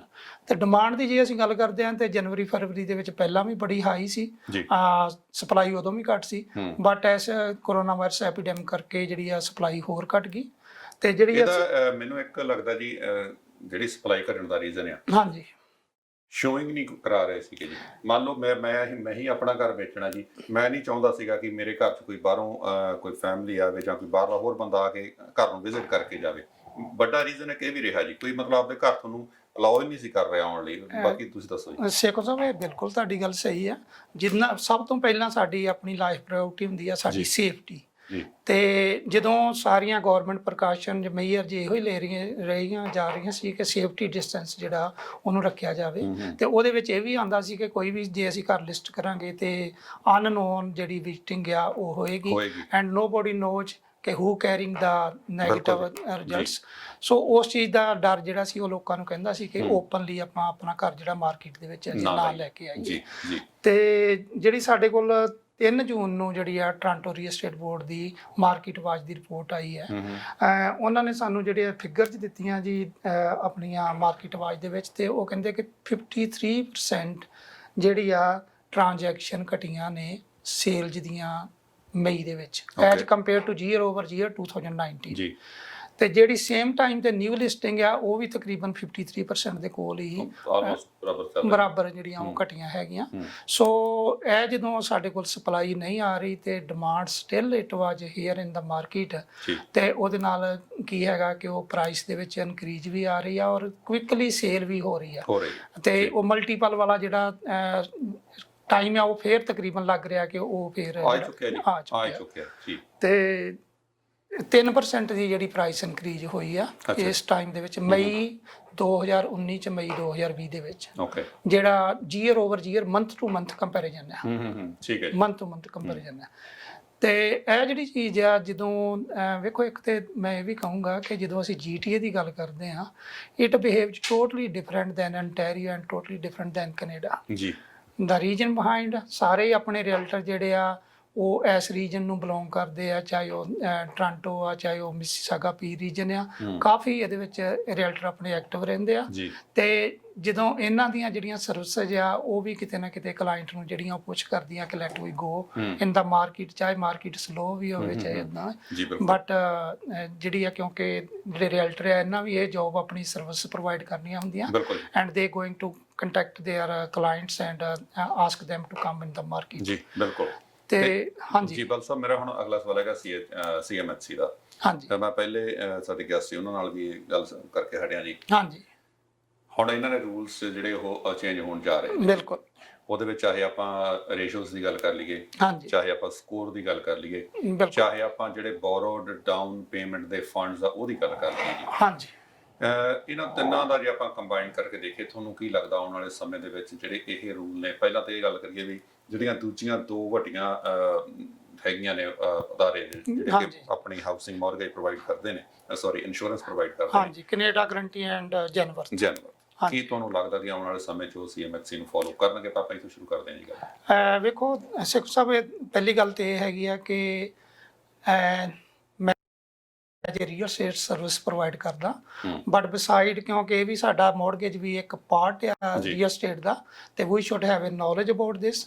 ਤੇ ਆਪਾਂ ਉਹਦੇ ਤੇ ਥੋੜੀ ਗੱਲ ਕਰਾਂਗੇ, ਪਰ ਜੇ ਕੋਈ ਡੀਪਲੀ ਐਕਸਪਰਟ ਐਡਵਾਈਸ ਹੋਏਗੀ ਤੇ ਜਿਹੜੇ ਸਾਡੇ ਕਲਾਇੰਟਸ ਆ, ਕਸਟਮਰ ਆ, ਜਾਂ ਜਿਹੜੇ ਵੀ ਹੁਣ ਤੱਕ ਟੀਵੀ ਵੇਖ ਰਹੇ ਆ, ਅਸੀਂ ਉਹਨਾਂ ਨੂੰ ਕਹਾਂਗੇ ਕਿ ਜ਼ਰੂਰ ਆਪਣੇ ਬੈਂਕ ਦੇ ਨਾਲ ਜਾਂ ਆਪਣੇ ਜਿਹੜੇ ਮੌਰਗੇਜ ਤੁਹਾਡੇ ਪ੍ਰੋਵਾਈਡਰ ਆ ਉਹਨਾਂ ਨਾਲ ਬੈਠ ਕੇ ਤੁਸੀਂ ਇਹਦੇ ਫੈਕਟਸ ਜਿਹੜੇ ਆ ਉਹ ਤੁਹਾਨੂੰ ਜੁਲਾਈ ਕਿਉਂਕਿ ਇੱਥੇ ਸਾਡਾ ਕੋਈ ਇਹ ਨਹੀਂ ਹੈਗਾ ਕਿ ਵੀਰ ਜੀ ਹੁਣੀ ਜਿਹੜਾ ਵੀ ਮੌਰਗੇਜ ਐਕਸਪਰਟ ਨੇ, ਮੈਂ ਇੱਕ ਓਵਰਆਲ ਜਸਟ ਇਹਨਾਂ ਦਾ ਆਪਣਾ ਵਿਊ ਜਾਣਨ ਦੀ ਕੋਸ਼ਿਸ਼ ਕਰ ਰਿਹਾ ਐਜ਼ ਅ ਰੀਅਲਟਰ, ਇਹ ਕੀ ਸੋਚਦੇ ਨੇ ਜੀ। ਹਾਂਜੀ ਜੀ। ਤੇ ਸੇਖੋ ਸਾਹਿਬ ਇਹਦਾ ਵੇਖੋ ਜਿਹੜੀਆਂ ਏਜੰਸੀਆਂ ਹੁੰਦੀਆਂ, ਚਾਹੇ ਉਹ ਜਦੋਂ ਆਪਾਂ ਪਿੱਛੇ ਗੱਲ ਕਰਦੇ ਸੀ ਬੈਂਕ ਆਫ ਕੈਨੇਡਾ, ਉਹਨੇ ਅੰਡਰ ਜਿਹੜੇ ਰੇਟ ਸੀ ਨਾਈਟ ਵੈਲਿਊ ਦੇ ਉਹ ਡਾਊਨ ਕੀਤੇ, ਤੇ ਸਾਨੂੰ ਐ ਪਹਿਲਾਂ ਲੱਗਦਾ ਸੀ ਕਿ ਬੈਂਕ ਆਫ ਕੈਨੇਡਾ ਕਿਦਾਂ ਇੱਕਦਮ ਕਿਉਂ ਇੰਨੇ ਛੇਤੀ ਅਗਰੈਸਿਵ ਹੋ ਕੇ ਰੇਟ ਡਾਊਨ ਕਰੀ ਜਾ ਰਿਹਾ, but they are more advance in the coming future ਕਿ ਕੀ ਹੋ ਰਿਹਾ। ਇਸੇ ਤਰ੍ਹਾਂ ਹੀ ਜਿਹੜੀ ਆ CMHC ਉਹਨੇ ਵੀ ਡਰ ਪੈਦਾ ਕੀਤਾ ਹੈ ਕਿ ਜਿਹੜੀ ਆ ਸਾਡੀ GDP ਥੱਲੇ ਜਾਏਗੀ, ਸਾਡੇ ਜਿਹੜੇ ਲੋਨ ਆ ਉਹ ਵੱਧ ਰਹੇ ਆ, ਤੇ ਉਹਦੇ ਨਾਲ ਕਿਤੇ ਸਾਡੀ ਹਾਊਸਿੰਗ ਮਾਰਕੀਟ ਦੇ ਉੱਤੇ ਜ਼ਿਆਦਾ ਬੈਡ ਇਫੈਕਟ ਨਾ ਆਵੇ। ਤੇ ਉਹਨਾਂ ਨੇ ਪਹਿਲਾਂ ਹੀ ਇਹਨੇ ਰੂਲ ਜਿਹੜੇ ਆ ਉਹ ਜੁਲਾਈ 1 ਤੋਂ ਚੇਂਜ ਕਰ ਦਿੱਤੇ ਆ, ਜਿਹਦੇ ਵਿੱਚ ਜਿਹੜਾ ਹੈਗਾ 20% ਤੋਂ ਘੱਟ ਡਾਊਨ ਵਾਲਾ ਉਹਨੂੰ CMHC ਦੀ ਜਿਹੜੀ ਇੰਸ਼ੋਰੈਂਸ ਉਹ ਲੈਣੀ ਪੈਂਦੀ ਹੈ ਬਾਇਰ ਨੂੰ। ਤੇ ਉਹਦੇ ਵਿੱਚ ਉਹਨਾਂ ਨੇ ਇਹ ਕਰ ਦਿੱਤਾ ਹੈ ਕਿ ਉਹਦੀ GDS ਐਂਡ TDS ਦੋਨੋਂ ਹੀ ਰੇਸ਼ੋ ਜਿਹੜੀਆਂ ਉਹ ਤਕਰੀਬਨ 35% ਤੇ 42% ਕਰ ਦਿੱਤੀਆਂ, ਜਿਹੜੀਆਂ ਕਿ ਪਹਿਲਾਂ 39 ਐਂਡ 45% ਸੀ। ਬਿਲਕੁਲ ਜੀ 44% ਸੀ। ਤੇ ਉਹਦੇ ਨਾਲ ਕੀ ਹੁੰਦਾ ਹੈ ਕਿ ਜਿਹੜੇ ਅਫੋਰਡੇਬਿਲਟੀ ਆ ਬਾਇਰ ਦੀ ਉਹ ਘਟ ਗਈ ਹੈ। ਜੇ ਅੱਗੇ ਜਿਹੜਾ $1,00,000 ਦੇ ਨਾਲ ਇਨਕਮ ਦੇ ਨਾਲ ਅੱਗੇ 5.5 ਲੱਖ ਦਾ ਘਰ ਲਊਗਾ 5,60,000 ਦਾ, ਤੇ ਉਹ ਹੁਣ $1,00,000 ਦੇ ਨਾਲ ਤਕਰੀਬਨ 5 ਲੱਖ ਦਾ ਘਰ ਲੈ ਸਕੂਗਾ। ਤੇ ਉਹਦੀ ਅਫੋਰਡੇਬਿਲਟੀ ਜਿਹੜੀ ਘਟਣ ਦੇ ਨਾਲ ਆਪਾਂ ਨੂੰ ਇਹ ਲੱਗਦਾ ਹੁੰਦਾ ਕਿ ਜਾਂ ਤੇ ਜਿਹੜਾ ਬਾਇਰ ਆ he have to wait to get more money ਆਪਣੀ ਜਿਹੜੀ ਡਾਊਨ ਪੇਮੈਂਟ ਵਾਸਤੇ, ਤੇ ਜਾਂ ਕੋਈ ਉਹਦਾ ਆਪਣਾ ਹੋਰ ਸੋਰਸ ਜਿਹੜਾ ਉੱਥੋਂ ਉਹ ਆਪਣਾ ਕਰੇ। ਪਰ ਨਾਲ ਦੀ ਨਾਲ CMHC ਨੇ ਇਹ ਵੀ ਕਰ ਦਿੱਤਾ ਹੈ ਕਿ ਜਿਹੜੀ ਆ ਤੁਹਾਡੀ ਜਿਹੜੀ ਡਾਊਨ ਪੇਮੈਂਟ ਦਾ ਸੋਰਸ ਆ ਉਹ ਤੁਹਾਡਾ ਆਪਣਾ ਹੋਣਾ ਚਾਹੀਦਾ, ਨਾ ਕਿ ਉਹ ਤੁਸੀਂ ਬਾਹਰੋਂ ਲੈਂਡ ਕਰ ਸਕਦੇ ਜੇ ਕਿਤੇ ਹੋਰ। ਜੀ ਬਿਲਕੁਲ। ਇਹਦੇ ਨਾਲ ਹੀ ਜੀ ਹੁਣ ਆਪਾਂ ਜਿਸ ਤਰ੍ਹਾਂ ਤੁਸੀਂ GTA ਦੀ ਮਾਰਕੀਟ ਦੀ ਗੱਲ ਕੀਤੀ, ਜਿਹੜੀ GTA ਦੀ ਮਾਰਕੀਟ ਹੈ ਜਾਂ ਹੋਰ ਆਪਣੇ ਜਿਹਨੇ ਸਬਅਰਬਸ ਨੇ ਇਹਦੀ ਮਾਰਕੀਟ, ਇਹਨੂੰ ਆਪਾਂ ਬਾਕੀ ਅੰਟਾਰੀਓ ਜਾਂ ਪੂਰੇ ਕੈਨੇਡਾ ਨਾਲ ਆਪਾਂ ਇਹਨੂੰ ਨਹੀਂ ਮੇਲ ਨਹੀਂ ਕਰਾ ਸਕਦੇ ਨਾ, ਕਿਉਂਕਿ ਫਰਕ ਰਹਿੰਦਾ ਹੀ ਰਹਿੰਦਾ ਇੱਥੇ। ਬਿਲਕੁਲ ਜੀ। ਹੁਣ ਇਸ ਤਰ੍ਹਾਂ ਹੀ ਹੈਗਾ ਜੀ, ਜਿਹੜੇ ਪ੍ਰੀ ਕੰਸਟਰਕਸ਼ਨ ਪ੍ਰੋਜੈਕਟ ਚੱਲਦੇ ਆ ਜੀ, ਹਾਂਜੀ ਪ੍ਰੀ ਕੰਸਟਰਕਸ਼ਨ ਪ੍ਰੋਜੈਕਟ ਚਾਹੇ ਇੱਥੇ ਚੱਲਦੇ ਨੇ, ਚਾਹੇ ਸਬਅਰਬਸ ਚੱਲਦੇ ਨੇ, ਚਾਹੇ ਨਿਆਗਰਾ ਰੀਜਨ ਚੱਲਦੇ ਨੇ, ਜਿੱਥੇ ਵੀ ਆਪਣੇ ਪ੍ਰੀ ਕੰਸਟਰਕਸ਼ਨ ਪ੍ਰੋਜੈਕਟ ਚੱਲ ਰਹੇ ਨੇ, ਇਸ ਵੇਲੇ ਦੀ ਮਾਰਕੀਟ ਆਪਾਂ ਨੂੰ ਪਤਾ ਥੋੜੀ ਜਿਹੀ ਅਨਸਟੇਬਲ ਚੱਲ ਰਹੀ ਹੈ, ਹਾਂਜੀ ਕੋਵਿਡ ਕਰਕੇ। ਬਿਲਕੁਲ। ਪਰ ਪ੍ਰੀ ਕੰਸਟਰਕਸ਼ਨ ਪ੍ਰੋਜੈਕਟ ਜਿੱਥੇ ਤੱਕ ਮੇਰਾ ਆਪਣਾ ਮੰਨਣਾ ਹੈ, ਕਿਉਂਕਿ ਉਹ 2-3-4 ਸਾਲ ਦੀ ਕਲੋਜ਼ਿੰਗ ਹੁੰਦੀ ਹੈ, 2 ਤੋਂ 3 ਸਾਲ ਦੀ ਤਾਂ ਕਲੋਜ਼ਿੰਗ ਹੁੰਦੀ ਹੈ। ਬਿਲਕੁਲ ਸਹੀ, 1.5 ਸਾਲ ਦੀ, 2 ਸਾਲ 3 ਸਾਲ ਦੀ ਹੈ। ਸਹੀ ਹੈ। ਮੰਨ ਲਓ ਕਿ ਮਾਰਕੀਟ 'ਚ ਕੋਈ ਕਰੈਕਸ਼ਨ ਆਉਂਦੀ ਵੀ ਹੈ, ਹਾਂਜੀ ਤੁਹਾਡਾ ਹੁਣ ਇੰਨਾ ਲੰਮਾ ਤਜਰਬਾ ਜੀ ਪਿਛਲੇ ਸਮੇਂ ਦਾ ਰੀਅਲ ਸਟੇਟ ਦਾ, ਹਾਂਜੀ ਆਪਾਂ ਪਹਿਲਾਂ ਉਹ ਗੱਲ ਕਰਦੇ ਆ ਵੀ ਕਿੰਨਾ ਸਮਾਂ ਜਿਹੜਾ ਇਹ ਆ ਇਹਦਾ ਇੰਪੈਕਟ ਆ ਜਿਹੜਾ ਮਾਰਕੀਟ ਤੇ ਰਹਿੰਦਾ, ਜੇ ਕੋਈ ਵੀ ਕਰੈਕਸ਼ਨ ਆਉਂਦਾ, ਤੁਸੀਂ ਲੰਬੇ ਤੋਂ ਲੰਮਾ ਸਮਾਂ ਕਿੰਨਾ ਦੇਖਿਆ ਵੀ ਉਹਦਾ ਇਸ ਪੀਰੀਅਡ ਇੰਨੇ ਕਰੈਕਸ਼ਨ ਆਈ ਜੀ, ਇਹ 6 ਮਹੀਨੇ ਰਹੀ ਹੈ, ਸਾਲ ਰਹੀ ਹੈ, 1.5 ਸਾਲ ਰਹੀ? ਸੇਖੋ ਸਾਹਿਬ ਪਹਿਲਾਂ ਤੇ ਗੱਲ ਇਹ ਕਰਾਂਗੇ ਕਿ ਜਿਹੜੀ ਇਹ ਕਰੋਨਾ ਵਾਇਰਸ ਦੀ ਐਪੀਡੈਮਿਕ ਆ, ਅਸੀਂ ਜਾਂ ਸਾਡੇ ਤੋਂ ਜਿਹੜੇ ਹੋਰ ਵੀ ਥੋੜੇ ਪਿੱਛੇ ਚਾਹੀਏ ਵੇਖਣ ਨੂੰ ਨਹੀਂ ਮਿਲੀ। ਜੀ ਇਹ ਇੱਕ ਵੱਖਰੀ ਤਰ੍ਹਾਂ ਦੀ ਜਿਹੜੀ ਬਿਲਕੁਲ। ਆ ਸਟ੍ਰੈਸ ਲੋਕਾਂ ਦੇ ਵਿੱਚ ਇਹ ਲੈ ਕੇ ਆਈ ਆ, ਤੇ ਔਰ ਇੰਨੀ ਲੰਮਾ ਟਾਈਮ, ਔਰ ਅਜੇ ਵੀ ਇਹਦੀ ਅਨਸਰਟਨਟੀ ਆ ਕਿ ਇਹ ਕਿੰਨਾ ਚਿਰ ਹੋਰ ਚੱਲਣੀ ਹੈ, ਰਾਈਟ। ਕਈ ਵਾਰ ਹੁੰਦਾ ਸੀ ਕੀ ਸੀ ਕਿ ਕੋਈ ਜਿਹੜੀ ਆ ਐਪੀਡੈਮਿਕ ਆ ਉਹ ਕਿਸੇ ਰੀਜਨ ਦੇ ਵਿੱਚ ਆਉਂਦੀ ਆ, ਏਸ਼ੀਆ ਆ, ਯੂਰਪ ਆ, ਜਾਂ ਉਹ ਨਾਰਥ ਅਮਰੀਕਾ ਆ, ਤੇ ਅਦਰ ਜਿਹੜਾ ਵਰਲਡ ਆ ਉਹ ਅਫੈਕਟ ਨਹੀਂ ਹੁੰਦਾ। ਬਟ ਇਹ ਜਿਹੜੀ ਚੀਜ਼ ਹੈ ਇਹ ਵਰਲਡ ਵਾਈਡ, ਕਿਸੇ ਵੀ ਰੀਜਨ ਨੂੰ ਇਹਨੇ ਛੱਡਿਆ ਨਹੀਂ ਹੈਗਾ, ਤੇ ਇਹਦਾ ਵਰਲਡ ਵਾਈਡ ਹੀ ਇਫੈਕਟ ਜਿਹੜਾ ਹੋਇਆ, ਸਾਰੇ ਕੰਟਰੀਆਂ ਦੀ GDP ਡਾਊਨ ਜਾਊਗੀ, ਸਾਰਿਆਂ ਦੀ ਇੰਡਸਟਰੀ ਇਫੈਕਟ ਹੋਣੀ ਆ। ਇਹਦਾ ਜਿਹੜਾ ਇਫੈਕਟ ਆ ਸਾਨੂੰ ਲੱਗਦਾ ਹੈ ਕਿ ਲੌਂਗ ਟਾਈਮ ਚੱਲੇਗਾ ਰਿਕਵਰੀ ਦੇ ਵਿੱਚ। ਬਟ ਆਪਾਂ ਹੁਣ ਦੂਜੇ ਬੰਨੇ ਗੱਲ ਕਰਦੇ ਹਾਂ ਕਿ ਜਿਹੜੀ ਇਨਵੈਸਟਮੈਂਟ ਹੈ ਜਾਂ ਜਿਹੜੀ ਸਾਡੀ ਰੀਅਲ ਏਸਟੇਟ ਦੀ ਰੀਸੇਲ ਹੈ, ਉਹਦੇ 'ਚ ਅਸੀਂ ਦੇਖਦੇ ਹਾਂ ਕਿ ਜੇ ਤੇ ਉਹ ਰੀਸੇਲ ਹੈ ਤਾਂ ਸਾਡਾ ਜਿਹੜਾ ਕੁਇਕ ਐਕਸ਼ਨ ਹੁੰਦਾ 1 ਮੰਥ ਤੋਂ ਲਾ ਕੇ 3-4 ਮੰਥ ਦੇ ਵਿੱਚ ਉਹ ਕੰਪਲੀਟ ਹੋਣੀ ਹੁੰਦੀ ਹੈ ਟ੍ਰਾਂਜੈਕਸ਼ਨ। ਬਟ ਜਦੋਂ ਅਸੀਂ ਕਿਸੇ ਨਵੇਂ ਕੰਡੋ ਜਾਂ ਹਾਊਸਿੰਗ ਪ੍ਰੋਜੈਕਟ ਤੇ ਗੱਲ ਕਰਦੇ ਆ, ਤੇ ਜਿੱਦਾਂ ਤੁਸੀਂ ਪਹਿਲਾਂ ਗੱਲ ਕੀਤੀ ਆ ਕਿ ਉਹਦੇ ਵਿੱਚ ਕੋਈ ਵੀ ਟਾਈਮ 1 ਸਾਲ ਤੋਂ ਲੱਗ ਕੇ 2-3-4 ਸਾਲ ਤੱਕ ਕੋਈ ਵੀ ਹੋ ਸਕਦਾ। ਤੇ ਜਦੋਂ ਜਿੰਨਾ ਟਾਈਮ ਲੰਮਾ ਹੁੰਦਾ ਉਹਦੇ ਵਿੱਚ ਸਾਨੂੰ ਪਤਾ ਹੁੰਦਾ ਹੈ ਕਿ ਜੇ ਕਿਸੇ ਕਾਰਨ ਕਰਕੇ ਰੀਅਲ ਏਸਟੇਟ ਦੇ ਵਿੱਚ ਇਸ ਵੇਲੇ ਕਰੈਕਸ਼ਨ ਆਈ ਹੈ, ਬਟ ਅਲਟੀਮੇਟਲੀ ਇਹ ਕਰੈਕਸ਼ਨ ਜਿਹੜੀ ਆ ਵੱਧ ਤੋਂ ਵੱਧ 6 ਮਹੀਨੇ 1 ਸਾਲ ਰਹੇਗੀ। ਸੀਜ਼ਨਲ ਇਫੈਕਟ ਹੋ ਸਕਦੇ ਆ, ਸਰਦੀਆਂ ਦੇ ਵਿੱਚ ਥੋੜਾ ਟਾਈਮ ਜ਼ਿਆਦਾ ਲੱਗ ਸਕਦਾ, ਸਮਰ ਦੇ ਵਿੱਚ ਜਿਹੜੇ ਉਹ ਇਹਦੀ ਐਕਟੀਵਿਟੀ ਜ਼ਿਆਦਾ ਹੋ ਜਾਂਦੀ ਹੈ। ਬਟ ਸਾਨੂੰ ਲੱਗਦਾ ਕਿ ਇਹ ਜਿਹੜੀ ਰਿਕਵਰੀ ਆ ਇਸ 2020 ਦੇ ਵਿੱਚ ਤੇ ਨਹੀਂ ਹੋਏਗੀ। ਇਹਦੇ ਵਿੱਚ ਅਨਸਰਟਨਟੀ, ਵੋਲੇਟਾਈਲ ਮਾਰਕੀਟ ਰਹੇਗੀ। ਕਦੀ ਲੱਗੇਗਾ ਕਿ ਬਹੁਤ ਵਧੀਆ ਹੋ ਗਈ ਆ, ਕਦੀ ਲੱਗੇਗਾ ਕਿ ਨਹੀਂ ਸਾਡੀਆਂ ਜੌਬ ਜਿਹੜੀਆਂ ਅਜੇ ਅਨਸਿਕਿਉਰ ਆ, ਸਾਡੇ ਜਿਹੜੇ ਆ ਕਮਰਸ਼ੀਅਲ ਬਿਜ਼ਨਸ ਆ ਅਜੇ ਉਹ ਇਨ ਲਾਈਨ ਅੱਗੇ ਵਾਂਗੂ ਨਹੀਂ ਚੱਲ ਸਕੇ, ਤੇ ਸਾਡੀਆਂ ਜਿਹੜੀ ਇਨਕਮ ਆ ਅਨਸਟੇਬਲ ਆ, ਤੇ ਉਹਦੇ ਵਿੱਚ ਜਿਹੜੇ ਸਾਡੇ ਡਿਸੀਜਨ ਆ ਉਹ ਹੋ ਸਕਦਾ ਅਫੈਕਟਡ ਹੋਣ। ਬਟ ਜਦੋਂ ਅਸੀਂ ਜਿਹੜੀ ਗੱਲ ਕਰਨ ਜਾ ਰਹੇ ਹਾਂ ਕਿ ਨਵਾਂ ਪ੍ਰੋਜੈਕਟ ਹੈ ਤੇ ਉਹਨੇ 2 ਜਾਂ 3 ਸਾਲ ਬਾਅਦ ਕੰਪਲੀਟ ਹੋਣਾ, that's totally different from today's resale market। ਕਿਉਂ ਉਹਦੇ ਵਿੱਚ ਅਸੀਂ ਕੀ ਕਰਨ ਜਾ ਰਹੇ ਹਾਂ ਕਿ ਅਸੀਂ 5% ਤੋਂ ਲੱਗ ਕੇ 15 ਜਾਂ 20% ਤੱਕ ਡਾਊਨ ਜਿਹੜੀ ਆ ਉਹ ਵਿਦਨ 6 ਮੰਥ ਤੋਂ 1 ਜਾਂ 2 ਈਅਰ ਦੇ ਵਿੱਚ ਦੇਣੀ ਹੈਗੀ ਬਿਲਡਰ ਨੂੰ, ਤੇ ਉਹਦੀ ਜਿਹੜੀ ਆਪਾਂ ਨੂੰ ਕਲੋजिंग ਹੈ ਜੇ ਉਹ 2 ਸਾਲ ਬਾਅਦ ਜਾਂ 3 ਸਾਲ ਬਾਅਦ ਵੀ ਹੈ, ਤੇ ਉਹ it would not be what we seeing the real estate today, it would be at that time. ਤੇ ਹਾਂ, ਤੇ ਸਾਡੀ ਤਕਰੀਬਨ ਨਾਰਮਲ ਅਸੀਂ ਜਦੋਂ ਰੀਅਲ ਏਸਟੇਟ ਦੀ ਗੱਲ ਕਰਦੇ ਹਾਂ ਤੇ ਸਾਡੀ ਐਵਰੇਜ ਗਰੋਥ ਜਿਹੜੀ ਆ ਉਹ 3% ਤੋਂ ਲੱਗ ਕੇ 6% ਦੇ ਵਿੱਚ ਰੀਅਲ ਏਸਟੇਟ 'ਚ ਰਹਿੰਦੀ ਆ। ਤੇ ਹਾਂਜੀ ਮੈਂ ਇਹਦੇ ਕਿਉਂਕਿ ਜੀ ਮੈਂ ਇਹ ਗੱਲਬਾਤ ਤਾਂ ਕੀਤੀ ਆ ਵੀ ਜਿਹੜੇ ਪ੍ਰੋਜੈਕਟ ਨੇ ਹੁਣ ਬਿਲਡਰਸ ਬੰਨਿਓ ਜਿਹੜੇ ਪ੍ਰੋਜੈਕਟ ਨੇ ਉਹ ਮਾਰਕੀਟ ਵਿੱਚ ਆ ਰਹੇ ਨੇ, ਤਾਂ ਕਿ ਆਪਾਂ ਨੂੰ ਥੋੜੀ ਜਿਹੀ ਜਾਣਕਾਰੀ ਹੋਵੇ ਜਿਹੜੇ ਇਹ ਪ੍ਰੋਜੈਕਟ ਵਰਕ ਕਿੱਦਾਂ ਕਰਦੇ। ਵੈਸੇ ਤੁਸੀਂ ਸਾਰੇ ਜਾਣਦੇ ਹੋ, ਤੁਸੀਂ ਕਿਤੇ ਨਾ ਕਿਤੇ ਇਨਵੈਸਟਮੈਂਟ ਕੀਤੀ ਵੀ ਹੋਏਗੀ, ਨਹੀਂ ਕੀਤੀ ਤੁਸੀਂ ਮਨ ਬਣਾ ਰਹੇ ਹੋ, ਕਿਉਂਕਿ ਅੱਜ ਬਲ ਸਾਹਿਬ ਬਹੁਤ ਵਧੀਆ ਇੱਕ ਪ੍ਰੋਜੈਕਟ ਲੈ ਕੇ ਆਏ ਨੇ ਪ੍ਰੀ ਕੰਸਟਰਕਸ਼ਨ ਦਾ, ਉਹ ਤੁਹਾਡੇ ਨਾਲ ਸਾਂਝਾ ਕਰਨਾ। ਇਸ ਲਈ ਮੈਂ ਚਾਹੁੰਦਾ ਸੀ ਕਿ ਆਪਾਂ ਇਹ ਤੇ ਥੋੜੀ ਜਿਹੀ ਚਾਨਣਾ ਪਾਇਆ ਜਾਵੇ ਕਿ ਪ੍ਰੀ ਕੰਸਟਰਕਸ਼ਨ ਪ੍ਰੋਜੈਕਟ ਤੇ ਅੱਜ ਦੇ ਹਾਲਾਤ ਕਿੰਨਾ ਕੁ ਇਫੈਕਟ ਕਰਨਗੇ ਜੀ। ਬਾਕੀ ਜਿਵੇਂ ਜਿਸ ਤਰ੍ਹਾਂ ਇਹਨਾਂ ਨੇ ਕਿਹਾ ਬਈ ਇਹ ਜਿਹੜਾ ਪੈਂਡੇਮਿਕ ਆ ਇਹ ਆਪਣਾ ਜਾਂ ਆਪਾਂ ਤੋਂ ਪਹਿਲੀਆਂ ਪੀੜ੍ਹੀਆਂ ਨੇ ਵੀ ਕਦੇ ਦੇਖਿਆ ਨਹੀਂ ਇਸ ਤਰ੍ਹਾਂ ਦਾ, ਸੋ ਇਹ ਤਾਂ ਵਾਕਈ ਅਨਸਰਟਨਟੀ ਆ ਵੀ ਇਹ ਕਿੰਨਾ ਕੁ ਟਾਈਮ ਹੋਰ ਚੱਲੇਗਾ ਜਾਂ ਕਿਸ ਤਰ੍ਹਾਂ ਚੱਲੇਗਾ। ਪਰ ਜਿਹੜੇ ਪ੍ਰੀ ਕੰਸਟਰਕਸ਼ਨ ਪ੍ਰੋਜੈਕਟ ਨੇ ਲੰਮੀ ਕਲੋਜ਼ਿੰਗ ਵਾਲੇ, ਉਹਨਾਂ ਉੱਤੇ ਕੋਈ ਬੜਾ ਫਰਕ ਨਹੀਂ ਪੈਣਾ ਜੀ, ਕਿਉਂਕਿ ਆਪਣਾ ਜਿਹੜਾ ਇੱਥੇ ਦੀ ਰੀਅਲ ਏਸਟੇਟ ਮਾਰਕੀਟ ਆ ਉਹਨੂੰ ਜਿਹੜੀ ਮੇਨ ਜਿਹੜੀ ਫੋਰਸ ਡਰਾਈਵ ਕਰਦੀ ਆ ਉਹ ਹੈਗੀ ਇਮੀਗ੍ਰੇਸ਼ਨ, ਤੇ ਉਹ ਆਪਾਂ ਨੂੰ ਸਾਰਿਆਂ ਨੂੰ ਪਤਾ ਵੀ ਉਹ ਚੀਜ਼ ਜਿਹੜੀਆਂ ਕਿਸ ਤਰ੍ਹਾਂ ਚੱਲ ਰਹੀਆਂ ਨੇ।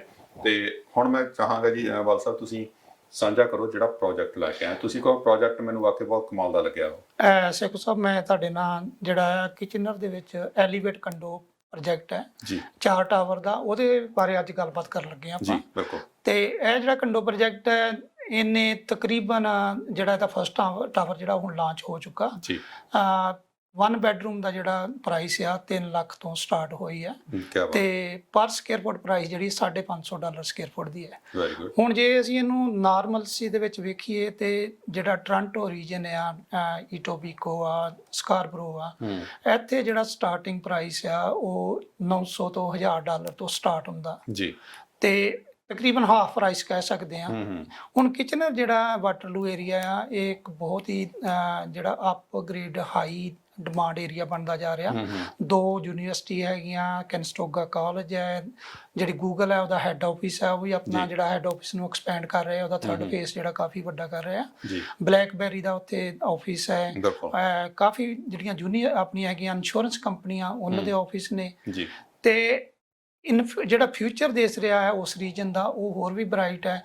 ਬਾਕੀ ਉਹ ਇੱਕ ਨਵਾਂ ਜਿਹੜਾ LRT ਦਾ ਪ੍ਰੋਜੈਕਟ ਲੈ ਕੇ ਆ ਰਿਹਾ ਸਿਟੀ ਵਾਸਤੇ, ਉਹ ਸਾਰੀਆਂ ਜਿਹੜੀਆਂ ਮੇਨ ਹਬਜ ਹੈਗੀਆਂ ਆ ਉਹਨਾਂ ਨੂੰ ਉਹਨੇ ਕਨੈਕਟ ਕਰ ਦੇਣਾ। ਬਿਲਕੁਲ। ਸੋ ਇਹਨਾਂ ਚੀਜ਼ਾਂ ਨੂੰ ਦੇਖਦਿਆਂ ਆ, ਜੇ ਅਸੀਂ ਦੇਖਦੇ ਹਾਂ ਤੇ ਕਿਸੇ ਪਰਿਵਾਰ ਨੇ ਕੱਲ ਨੂੰ ਉਹਨਾਂ ਦੇ ਬੱਚੇ ਪੜ੍ਹਨ ਜਾਣੇ ਆ, ਉਹਨਾਂ ਵਾਸਤੇ ਇਨਵੈਸਟਮੈਂਟ ਜਿਹੜੀ ਬਹੁਤ ਹੀ ਵਧੀਆ ਹੋ ਸਕਦੀ ਆ। ਇੱਕ ਤੇ ਵੇਖੋ ਤੁਸੀਂ ਤਕਰੀਬਨ ਹਾਫ ਪ੍ਰਾਈਸ ਦੇ ਵਿੱਚ ਟੋਰਾਂਟੋ ਨਾਲੋਂ ਉੱਥੇ ਜਿਹੜੀ ਆਪਣੀ ਇਨਵੈਸਟਮੈਂਟ ਕਰ ਸਕਦੇ ਜੀ। ਬਿਲਕੁਲ ਜੀ। ਤੇ ਜਿਹੜਾ ਰੈਂਟ ਦਾ ਡਿਫਰੈਂਸ ਆ, ਉਹ ਉੱਥੇ ਇੱਕ ਬੈਡਰੂਮ ਦਾ ਤਕਰੀਬਨ $1700 ਤੋਂ $1800 ਐਕਸਪੈਕਟਡ ਆ, ਜਿਹੜਾ ਟੋਰਾਂਟੋ ਦੇ ਵਿੱਚ ਅਸੀਂ ਕਹਿ ਸਕਦੇ ਹਾਂ ਕਿ $2000 ਤੋਂ $2200 ਹੈ। ਤੇ ਪਰ ਅੱਧੀ ਇਨਵੈਸਟਮੈਂਟ ਕਰਕੇ $200-300 ਰੈਂਟ ਘੱਟ ਲੈ ਲੈਣਾ ਮੱਚ ਬੈਟਰ ਕਿ ਅਸੀਂ ਆਪਣੇ ਸਿਰ ਬਰਡਨ ਜਿਹੜਾ ਉਹ 6 ਜਾਂ 7 ਲੱਖ ਦਾ ਲਈਏ। ਬਿਲਕੁਲ ਜੀ। ਹੋਰ ਇਹਦੇ ਵਿੱਚ ਕੀ ਖੂਬੀਆਂ ਜੀ, ਕੀ ਬਿਲਡਰ ਕੀ ਪ੍ਰੋਵਾਈਡ ਕਰ ਰਿਹਾ ਹੈ ਇਹਦੇ ਵਿੱਚ? ਸੇਖੋ ਸਾਹਿਬ ਕਿ ਜਿੱਦਾਂ ਇਹਦੀ ਆਕੂਪੈਂਸੀ ਜਿਹੜੀ ਆ ਉਹ ਟੈਂਟੇਟਿਵ 2023 ਸਟਾਰਟਿੰਗ ਹੈ। ਇਹਦੇ ਵਿੱਚ 9 ਫੁੱਟ ਸੀਲਿੰਗ ਹੈ, ਪੋਰਟ ਲਾਈਟਸ ਇਨਕਲੂਡਡ ਹੈ, ਸਾਰੇ ਸਟੇਨਲੈਸ ਸਟੀਲ ਐਂਡ ਜਿਹੜੀ ਹੈਗੀ ਹੈ ਲਾਂਡਰੀ ਇਨਕਲੂਡਡ ਹੈਗੀ ਆ। ਔਰ ਇਹਦੇ ਵਿੱਚ ਜਿਹੜੀ ਆ ਅਸਾਈਨਮੈਂਟ ਕਲਾਜ਼ ਉਹ ਫ੍ਰੀ ਦਿੱਤੀ ਜਾ ਰਹੀ ਹੈ। ਸੋ ਕਿਸੇ ਵੀ ਇਨਵੈਸਟਰ ਨੇ ਅਗਰ ਉਹਨੂੰ ਲੱਗਿਆ ਕਿ ਮਾਰਕੀਟ ਦੇ ਵਿੱਚ ਹੀ getting the good profit, they can sell it before the closing. ਤੇ ਕਿੰਨੀ ਸਟੋਰੀ ਹੈ ਟਾਵਰ? ਇਹ ਟਾਵਰ 15 ਸਟੋਰੀ ਦੇ ਆ ਜੀ। 3 ਟਾਵਰ ਜਿਹੜੇ 15 ਸਟੋਰੀ ਦੇ ਆ, ਤੇ ਜਿਹੜਾ ਚੌਥਾ ਟਾਵਰ ਆ ਉਹ 12 ਸਟੋਰੀ ਦਾ। ਉਹਦੇ ਵਿੱਚ ਥੱਲੜਾ ਰੀਜਨ ਜਿਹੜਾ ਉਹ ਕਮਰਸ਼ੀਅਲ ਹੋਏਗਾ। ਇਹਦੀ ਲੋਕੇਸ਼ਨ ਜਿਹੜੀ ਆ ਉਹ ਬਹੁਤ ਹੀ ਵਧੀਆ ਆ। ਜੇ ਮੈਂ ਗੱਲ ਕਰੂੰਗਾ ਤੇ ਹਾਈਵੇ 401 ਤੋਂ ਹਾਈਵੇ 8 ਕਿੰਗ ਦੇ ਉੱਪਰ ਸਿਰਫ 4 ਤੋਂ 5 ਮਿੰਟ ਦੀ ਡਰਾਈਵ, ਯੂਨੀਵਰਸਿਟੀ ਤੋਂ 10 ਤੋਂ 12 ਮਿੰਟ ਦੀ ਡਰਾਈਵ ਹੈ, ਤੇ 에ਅਰਪੋਰਟ ਦੀ 10 ਮਿੰਟ ਦੀ ਡਰਾਈਵ ਹੈ। ਗੂਗਲ ਦਾ ਸਾਰਾ 6 ਤੋਂ 7 ਮਿੰਟ ਦੀ ਡਰਾਈਵ ਹੈਗੀ ਹੈ। ਸੋ ਦੂਜੀ ਗੱਲ ਹੈਗੀ ਆ ਕਿ ਇੱਥੇ ਫੇਅਰ ਵਿਊ ਮਾਲ ਪਲੱਸ ਜਿਹੜੀ ਹੈ ਲੋਕੇਸ਼ਨ ਜਿਹੜੀ ਹੈ ਜਿੱਥੇ ਬਣਨਾ, ਇੱਥੇ ਜੌਨਸਨ ਹੋਟਲ ਸੀ ਪੁਰਾਣਾ, ਉਹਨੂੰ ਕਰਕੇ ਰਿਮੂਵ ਤੇ ਉੱਥੇ ਡਿਮੋਲਿਸ਼ ਕਰਕੇ ਤੇ ਉੱਥੇ ਬਣ ਜਾ ਰਿਹਾ। ਹਾਂਜੀ, ਲੋਕੇਸ਼ਨ ਬਹੁਤ ਸੋਹਣੀ, ਜਿਸ ਤਰ੍ਹਾਂ ਫੇਅਰ ਮਾਲ ਦੀ ਉਹ ਏਰੀਆ ਸਾਰਾ ਬਹੁਤ ਵਧੀਆ। ਬਿਲਕੁਲ, ਉਹਦਾ ਬਹੁਤ ਹੀ ਵਧੀਆ ਹੈਗਾ। ਤੇ ਇਸ ਪ੍ਰੋਜੈਕਟ ਦੇ ਵਿੱਚ ਜਿਹੜੀ ਉਹਨਾਂ ਨੇ ਬਿਲਡਰ ਨੇ ਜਿਹੜੀ ਹੈਗੀ ਨਾ ਡਿਵੈਲਪਮੈਂਟ ਚਾਰਜ ਉਹ ਕੈਪ ਕੀਤੇ ਹੈਗੇ ਆ।